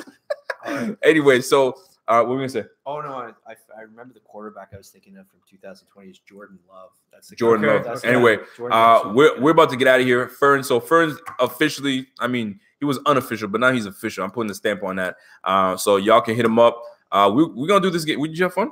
Would you say you have amazing. Fun? He's amazing. Yeah. Did you have fun, Kev? Yeah, Shane just got here. Shane, you have fun? I had a great time. 45 seconds I was here. There you go. 45 seconds of time. That's what all the ladies tell me. That's what all the ladies. Yo, you got jokes. I didn't want to say it. I was my thinking sex that tape. And he's done. Gets his puts his cigarette in the mouth and he's good to go. Called him a porn star 5 minutes ago. There you go. He's a 2-pump chump and he's done. Anyway, ladies and gentlemen, it's been great. It's been fun. I hope you guys had a lot of fun. If you guys are looking for merchandise, the merchandise is coming. Buffalo over everybody. You know what I'm saying? Buffalo versus everybody, and then there's the process over everything. So the merchandise is coming out. All the links are in the bio. Link is everywhere. If you're going to try to get the merch, get the merch. If you're trying to get the Discord chat, go to Discord chat, Instagram, Twitter, Facebook, Snapchat. What am I missing? Bumble, Tinder, Pinterest. Yo, if we need to make a Bumble chat, listen, we can make it happen. We can make it happen. Any last comments, words, fellas? Fern, any last words? I mean, this is like probably the best month for football. The NFL draft's 3 weeks away. April. This is gonna be fun. We gotta get 1 year. We gotta get to the draft. That'd be amazing. Ooh, that'd be dope. Like if it comes back to New York, we should make it a Buffalo Fanatics corner. Yeah. When we go to the picking high, so it'll be good. We'll be picking late. We'll be picking late, number 32. Shane, any last words, man? We don't have Peterman on our roster, so that's that's a bonus. Listen, man, don't hate on my guy Peterman. Nate Peterman, that's my guy. Everybody knows Nate Peterman is that's my guy, man. Got a second job somehow. So. He is, and kudos. You know what? Here's the messed up part. Every 5 guys needs a fry. Nate Peterman could be starting for the damn Raiders sometime this year because you never know how upright Derek Carr is going to be up. I'm telling you right now, Peterman could be that guy, and watch him lead the Raiders to the playoffs. You heard it here first. You heard it here first. That's a hot take. That's a hot trash take. Anyway, that's it for us. We've been doing this for 2 damn hours, and we could do this for another hour if we had to. So we're gonna have to save the energy for drafted because we gotta make something happen. So hit me up on Twitter, RioRico_BF. I don't really do much on the Instagram, but you got to hit up the IG and all that good stuff. If you guys like what you guys see from Buffalo Fanatics, keep tuning in. Until next time, Fern, Kev, Shane, it's the Canadian Connect. I hate saying that. Sounds corny. That sounds corny as hell. The Canadian, I should be like the Canadian Connection. Yeah. Anyway, have fun going 8-8. Yo, who's Matthew Lee? Are you a Dolphins fan? No, I think he thinks he's talking to me. Like if we went 8-8, would be like. Well, Matthew needs to write something. Like 8-8. 8-8 is pretty high. That's our usual record, but next year it's gonna be. Noisy Boy says, "I'm from Toronto." We're from Toronto, man. Where y'all from in Canada? We're from Ottawa. I just moved back from Toronto, though. Yeah, he was in Toronto. He said he hated that city, so he's. You didn't? You loved it? I'm from Ottawa. First from Ottawa. This guy's from Aurelia. Where the hell's that from? Is that near Timmins? Where's that from? Hour north of Toronto. Hour north, okay, Aurelia. Oh, Barrie? Okay, he's from Barrie. Aurelia. Nobody really knows. I was living Lakeshore and Bathurst. Lakeshore, bougie boy over here. Lakeshore and Bathurst. I know that one, man. Yeah, I was Lakeshore and Bathurst. Lakeshore and Bathurst. Anyway, that's it for us, man. I feel like I should say more, but there's nothing really else much to say. So, yo, keep tuning in. Like I said, yo, we need to get Fern. I'm gonna get your Twitter. Yo, hit me up on Twitter and ask me for Fern stuff, and I'm gonna get. Man, we're already on here. So, Fern, we're about to find out what your damn Twitter handle is. You need to know what your Twitter handle is, man. Right. What's wrong with you? You're tripping. Boy, man. We got to root for those Raptors. Oh, we got to, man. They have to make the finals this year, man. We must. It is a must. At F Banity, FBANNATY. Oh my God, at F Banity. Good, give it to him again. FBANNATY. At F Banity. So follow my guy at F Banity. They're gonna be asking you a bunch of questions, man. That's just gonna look. He's got 65 followers. Bump that thing up to 300. Let's get it to 300, and then we just go another 300, then we go another 300. That's how it's supposed to work. Anyway, until next time, it's your boy. You guys know the last line? Oh, yes, Kev. Yeah.